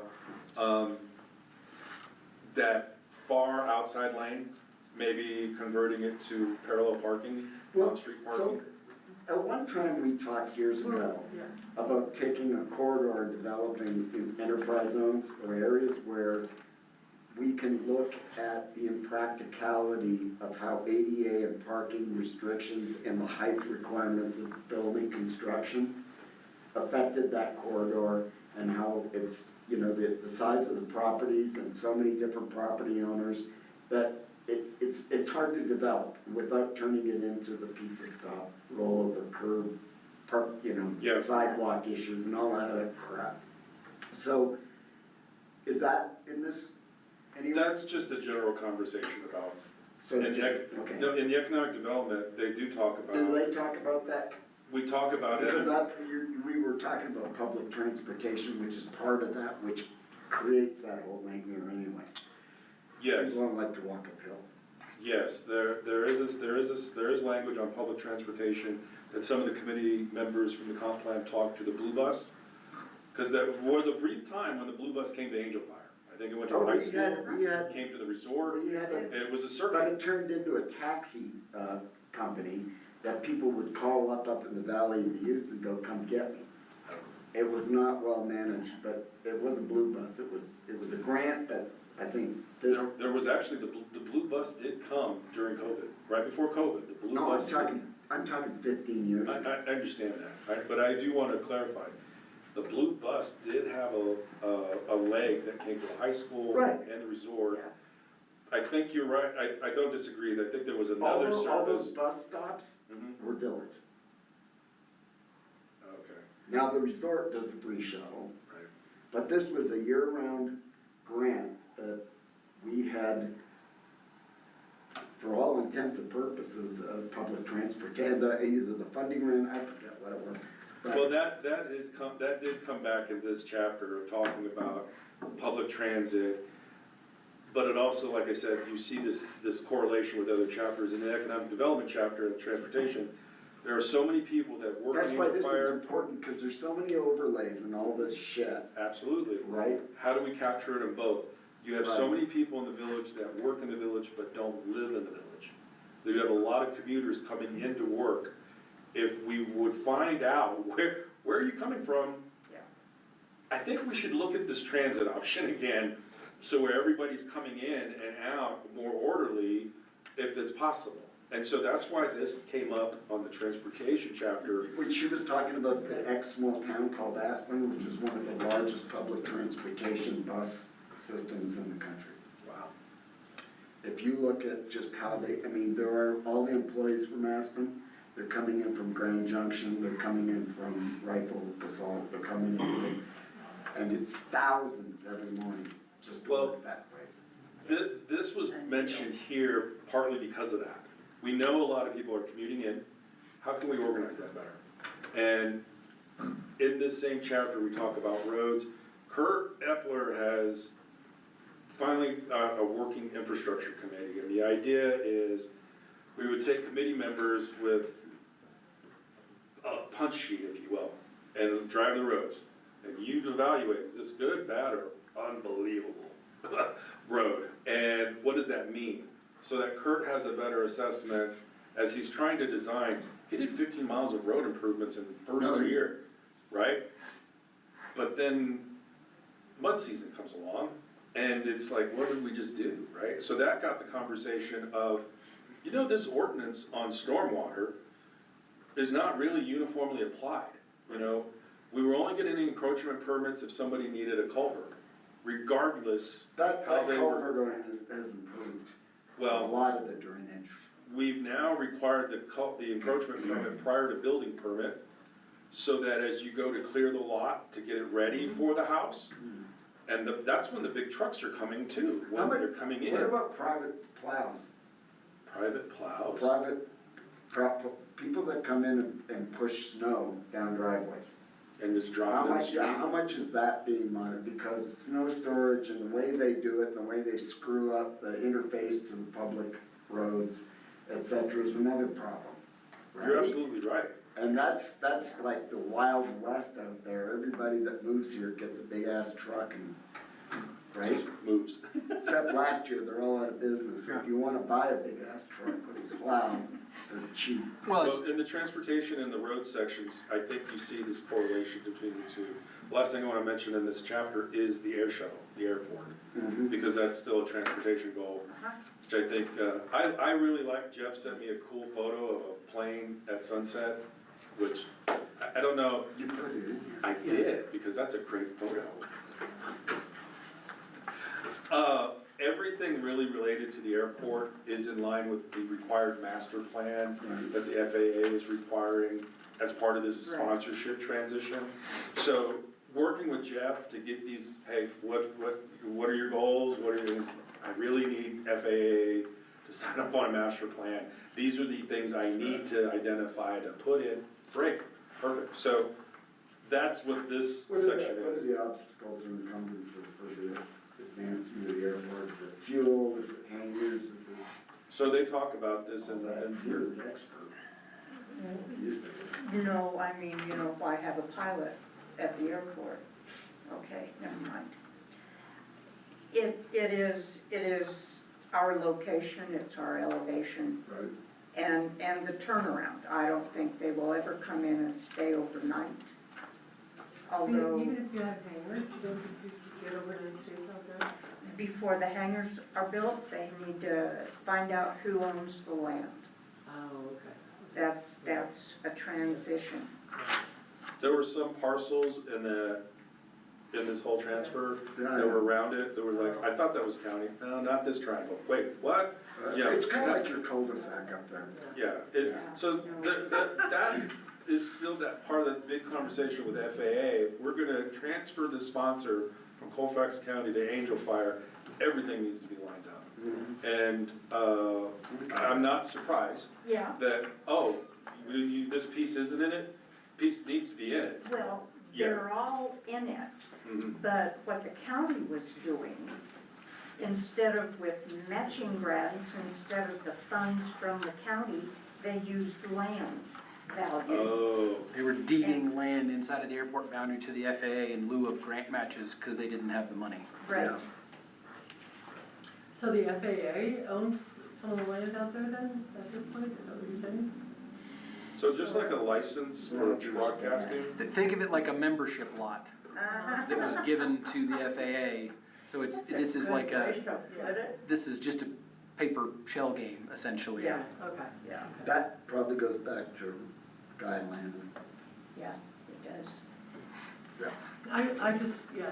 But he got There's so much potential out there. So what the hell? so as you're reading through that, that's really, what you're seeing with airport goals and strategies are all really related to FAA is gonna need this Right. from us, so we really shouldn't deviate beyond it. But hangars and infrastructure and capital improvements, that's all listed in there as a strategy, because they also know that FAA has these standards. And I will say, that's one of the things that I really liked about getting these in Word documents. You can do a search that'll cover everything, and you can see where those overlaps really are. It's interesting. The next one is is a bigger chapter that I've got labeled as quality of life. That's public safety, police, fire, night sky, and water quality. The police department really has some very basic asks. Hey, look, our ordinance says we're responsible for animal shelter. We don't have space for that, we don't have personnel for that. In addition, it'd be really helpful for us to have our own dispatch here in Angel Fire. And I didn't realize what that challenge was until I talked to the fire chief about what I don't is, know, what, we used to have it before it went to Red River. it's in Red River, and we contract Pretty out sure for we that used to service in when I was Red there. River. But if you talk to any of the chiefs, we're getting dispatch service, but Right. there's some information that just seems to be lacking, like, there was that fire in Eagle Nest that we helped to respond to, and the dispatch call was just a porch fire. That was it. And it was a little more than a porch fire. But it's Right? geography and describing And it, sometimes, talking to the chief, sometimes we're getting it, you know. sometimes we're not. Sometimes we're getting the details, sometimes we're not. And so if the idea was, if we need a facility for some of these other services we're supposed to be providing, if we had a dispatch center for Angel Fire, fire and police, but we could also have contracts for service and for other people in the valley, that's listed on the police, it's also listed on the fire department. The fire department asks and strategies are really towards, hey, we're about to take over the airport, right? So we need to make sure that we have special hazard equipment in the event that there's an emergency at the airport. We should probably ask for water rescue equipment and make sure that that's an ongoing thing for the lake, or even Eagle Nest if we have to respond. Mountain and trail rescue, making sure we have all that, it's up to date. There is a new fire station that's coming in, but there are still other asks that need to be ongoing with that department, same as the police department. You've heard from Night Sky and the elements that they want to bring forward. Quality of life with the water quality, it's really the Syndicate Creek and the wetlands, and making sure that we take out invasive species, and they leave it at that, and it's not just fauna, it's some rodents too, that can just create a lot of havoc in the wetlands. beyond bank stabilization and trying to remediate. Those cute little guys running across the road? Depends on which ones are cute. I'd make a motion, we rename them to prairie rats. I think their marketing has been far too good calling them prairie dogs. I Rats, remember when we had a couple deaths in Eagle Nest from plague, Yep. right? And, Last vector for it up here. and that would be, if anybody could introduce the plague back into the population of those little prairie rats. One thing I would add about water quality is it also relates back to the Title VII stormwater management language in our ordinance. So you see this relationship where water quality is looking at it from this perspective on stormwater. Roads is looking at it from, I mean, we got so much washboard just because we're not having the proper storm drainage. There's this interaction between chapters and trying to place it in the right spots so that voice is captured. Tourism, we Can I put, ask one question Yeah. about water quality and water? okay? And obviously water rights are a big thing right now, but whatever happened to the Lakes and Dams project or proposal? Lakes and dams. Lakes, that's what they called it. But Riggs was involved in the Corps of Engineers and stuff, and it was behind the real estate office where ex-beaver population was, and going up that whole wetlands area, and it got to the place where we had quite a few designers coming in, it cost a lot of money, and we were gonna take water from the sewage treatment plant, Class B or whatever it was, and we were gonna, and there was the possibility of helping with snowmaking, golf course, other things, blah, blah, blah, blah. Has that ever gone anywhere? It was a reclamation and like building and I think there was mitigation where it was trade outs, I'm sorry. No. I really think what you described was the catalyst for that committee, the Conservation Yeah. Committee, Wetland Conservation Committee. Great And pictures. I think that starting from the lake is where the lake right here behind the real estate office Right, was where they did some bank stabilizations, and that's where they're starting the Canada thistle eradication. right. I think all came from that start of, well, what can we do now? This is like 20 years ago. I know, yeah, and it's kind of ongoing, there's been this conversation of, you guys saw a plat for some townhomes behind the bank, Right. and you saw a condo, a 3-story condo come up behind the bank. When those were coming up for review for site plan approval, that creek element came up, and they Well, it's actually, not just, that creek, I mean, it compromises, it's just like that, what I was talking about in terms of parking and everything else up the corridor there. You're controlled, it's gonna end up getting either culverted, or is there a way that we can integrate that into like an actual, design. yeah, and a feature, and a village something? And that's always been the conversation. When that came up, all the talking heads, then, we were talking about recycling, like pumping the water up there, so there was a constant flow, river rock, all that stuff. And then, of course, the people that own the properties are going, my property's already too small to build on. Yeah. So I'm just saying, sometimes it would be a pity when Paul Rochester built the hotel, they funneled that bloody creek right under the hotel. So, to me, we talk about night sky and future planning, but at some point, that's another element that I've always thought was Who was the realtor's son the realtor's son. who did Jesus this Christ. plan? Utilizing the creek, the whole thing, oh God. God, if I know. I'll give it a shot. Frank, Dave, Chris, Bob. Tell me when I'm close.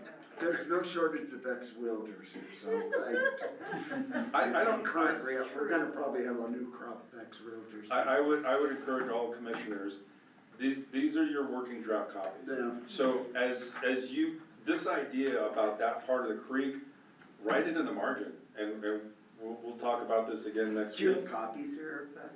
Oh, I do not, I don't. The last plan I saw was the Swiss chalet that was planned on that parking lot. That's it, that's the last thing I saw. I'm planning a museum of artist renderings for this valley, so, I have a lot of that shit.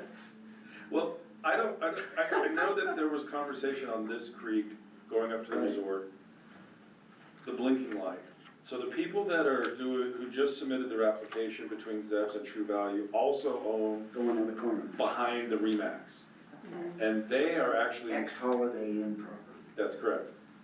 They are actually using the wetlands as an amenity to the development of that site. Right.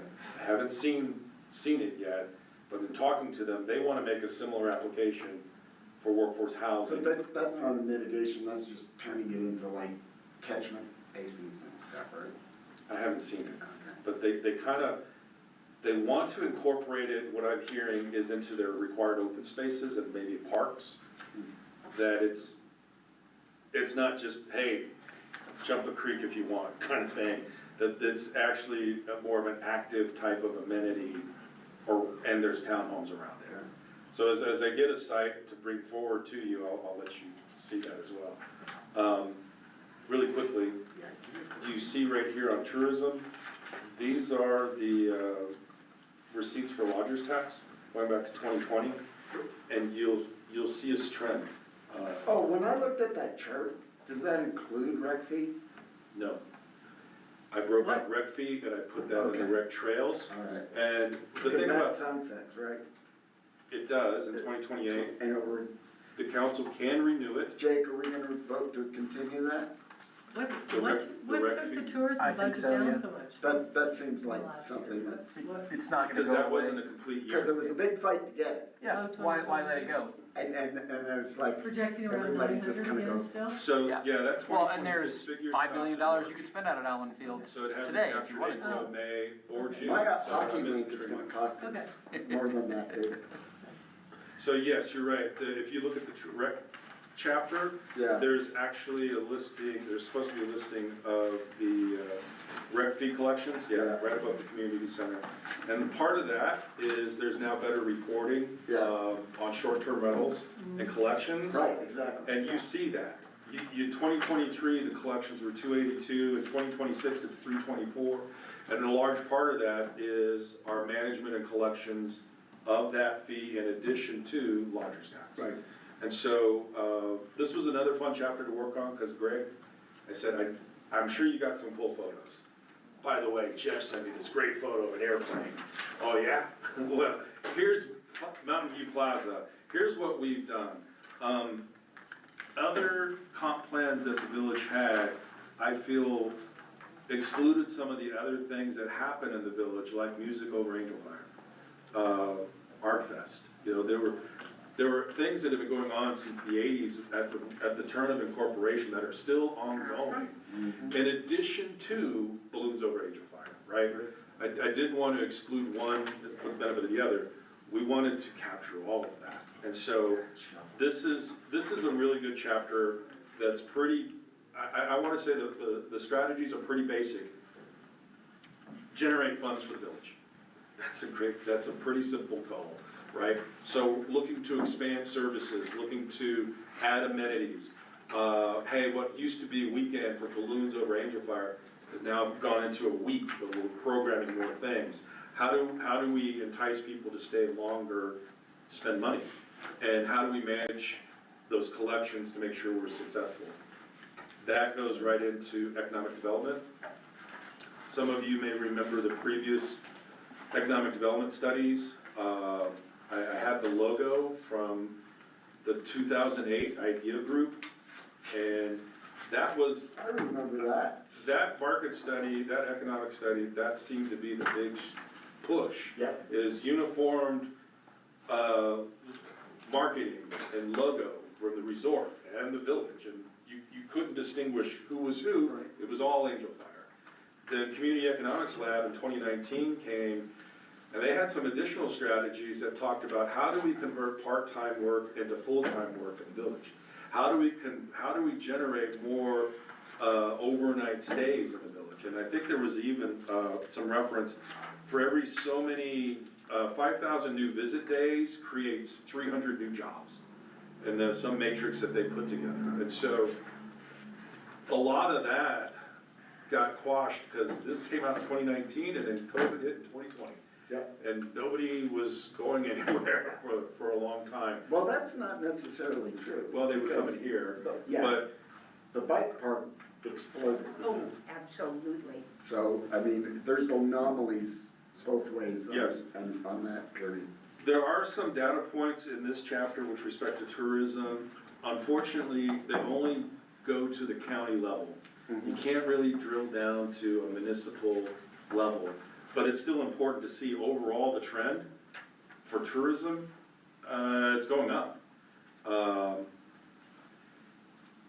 In this chapter, it talks about what we mentioned before, how many people actually live and work in Angel Fire?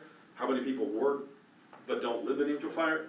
How many people live in Angel Fire but don't work in Angel Fire? So there's two charts. One of them is kind of a circle map that gives you an indication of how many people are, it's an input-output graph. How many people are coming in, how many people are going out, how many people are staying. And then there's a table that correlates to that, who lives here, who doesn't. Are the stats for schools in here too? No, we did not do an education chapter. That's been kind of flat. It's all over the place. I would say it's probably down over the 5 and 10-year term, district-wide. I mean, the 1,200 numbers just seems like Countywide, Yeah, everybody. yeah, it's hit permanently everybody, resides. yeah. So Angel Fire, as I mentioned, That's the greater. Angel Fire has fluctuated between 1,000 and 1,200 full-time residents since 2000. I call bullshit. It's not a constant 1,100 or 1,150, but you'll see in the economic development chapter, once you start breaking out by industry, who's working here, and you start seeing which industry sectors have seen a rise in the number of employees per industry, food and beverage, real estate, those are just going up. So you can see how there's this balance of population compared to Raton, compared What to, other, I haven't read this part, is there other demographics, ethnic? yeah, they're in the, income? It's all they're in the there? community profile section, yeah. The last chapter is housing. And, you know, the village has, and you, I think, shared with this, you've sat in on some of their committee meetings, and it's just a very active group of volunteers that really makes it easier to live for the village overall. Exceptional. You know, the village has done, they've got a housing ordinance now that we didn't have, and we did that because Colfax County adopted one right after COVID. So then we were given a green light that we could do that too. The village at the same time has looked at the short-term rental ordinance and how do we regulate that, because that's impacted long-term rentals within the village too. So the housing chapter talks about some of the highlights that have occurred since 2024, but it also gives some long-term goals. Working with private sector, some of these developers, like I just mentioned, on the vacant lot next to Zeb's, how do we encourage more so it's not just a burden on the village to fix? There's more oars in the water pulling in the same direction. I think the fact that you have the village providing a rental unit behind Zeb's, and then you have a private developer offering a for sale product. So it's not just, hey, we're only gonna deal with apartments and we're only gonna deal with rental units. If you wanna buy and you're eligible income level for workforce housing, here's an opportunity for you to buy a home. And I believe phase 2 of housing policy is that the next round for the village is to look at a for sale product rather than a for rent product. Just a matter of finding the property, working out the details. We actually have a meeting in 2 weeks with Housing New Mexico, because that funding program that this private developer is trying to secure to bring in the water and the sewer, the village is also an eligible candidate for those money. And so the village could get reimbursed for its infrastructure, for its design work, to really drive down the cost of a home, because it's either been subsidized at a 1% loan from the state, or it's gonna get reimbursed on your soft costs. So this is where we are at the moment. as we heard at the Night Sky Committee, there needs to be a recommendation from this body to move forward with council with respect to the comp plan as well. So, you have a nice folder, please bring it next Thursday. You can mark this up with highlighters, with pens and pencils, but it's really important to capture your thoughts so that we make sure it's not just one-sided from the committee or one-sided from this committee, but that there's some integration from this body as well, Yeah, there's so much overlap. which is This good. Awesome, but it's all here. There is one chapter that we discussed on Tuesday, it's gonna be a really, really short chapter, it's public health. And the reason why we started, but then we stopped, is because public health in the valley is one thing, but in the village is also another. I mean, we are a member of the hospital district, we have a clinic, then the doctor retired, and so then there was, how do we get another doctor?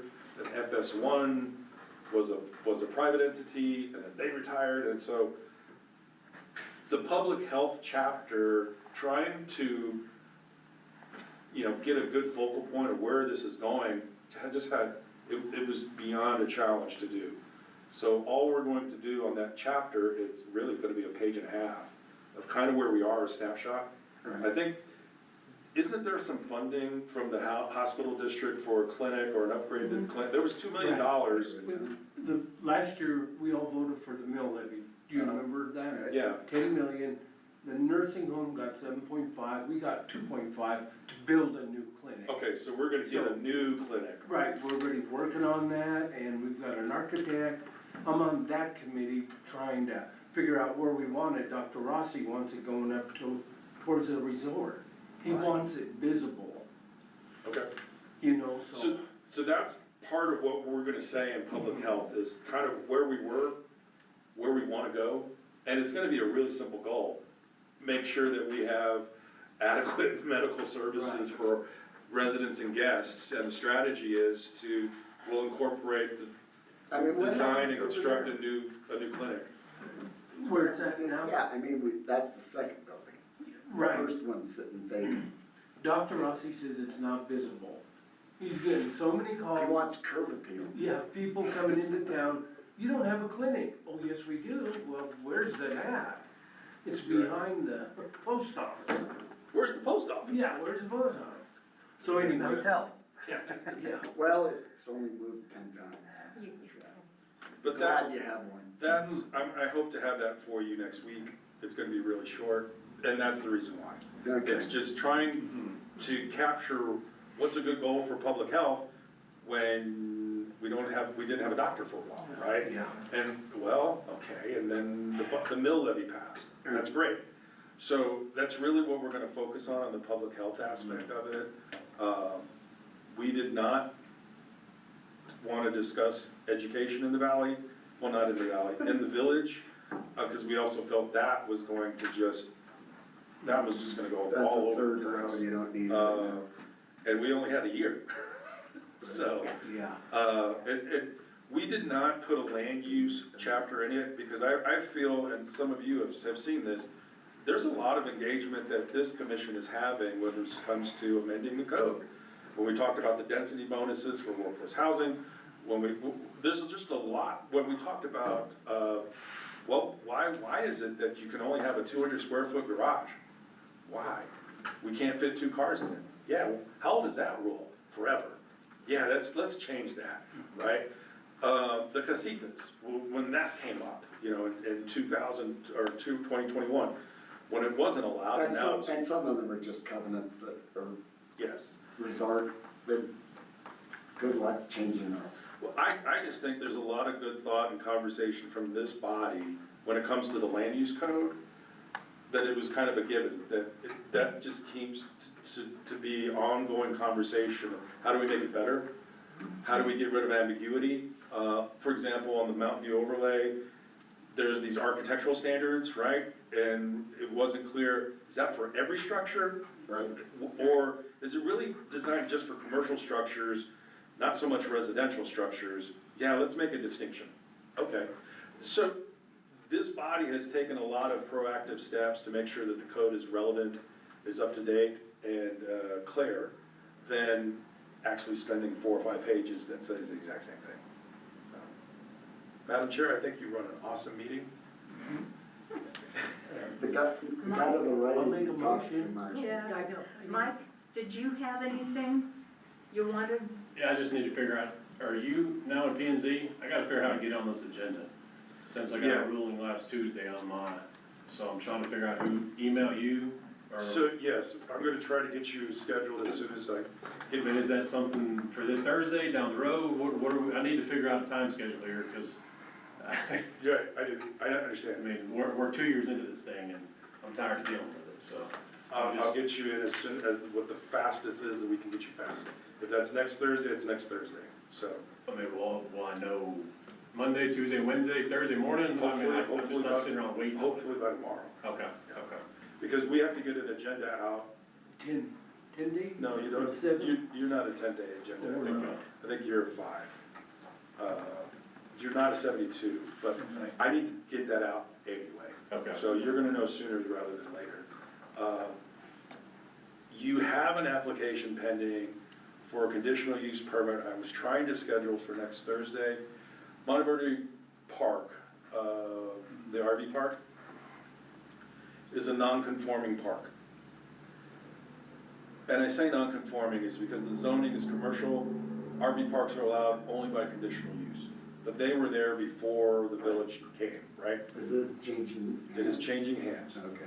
That has Well, not, thank God we're finally starting to use that trigger. so that sale is being dependent upon your action and the council action. So it hasn't closed yet. I've talked to the applicant, I've talked to the guy who wants to So is buy mine. it, so that we get everything in order to bring that application to you. And I think I mentioned this to you at the last meeting. There is another amendment to the code. The R6 standards for manufactured home have to comply with state statute. State statute says they're allowed in any zoning district that a house is allowed, with the exception of property that is governed by a covenant. So we just need to make our code match better with state code. So it's a one-page amendment. But I need to bring that to your attention. And That's also, I need to bring to the committee's attention, if I may, there's a bit of a scheduling conflict for next week on the 4th.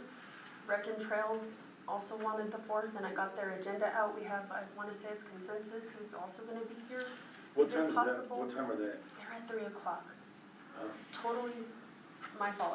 I didn't have you guys on the agenda, so I'm asking if we could maybe do the 5th for you guys.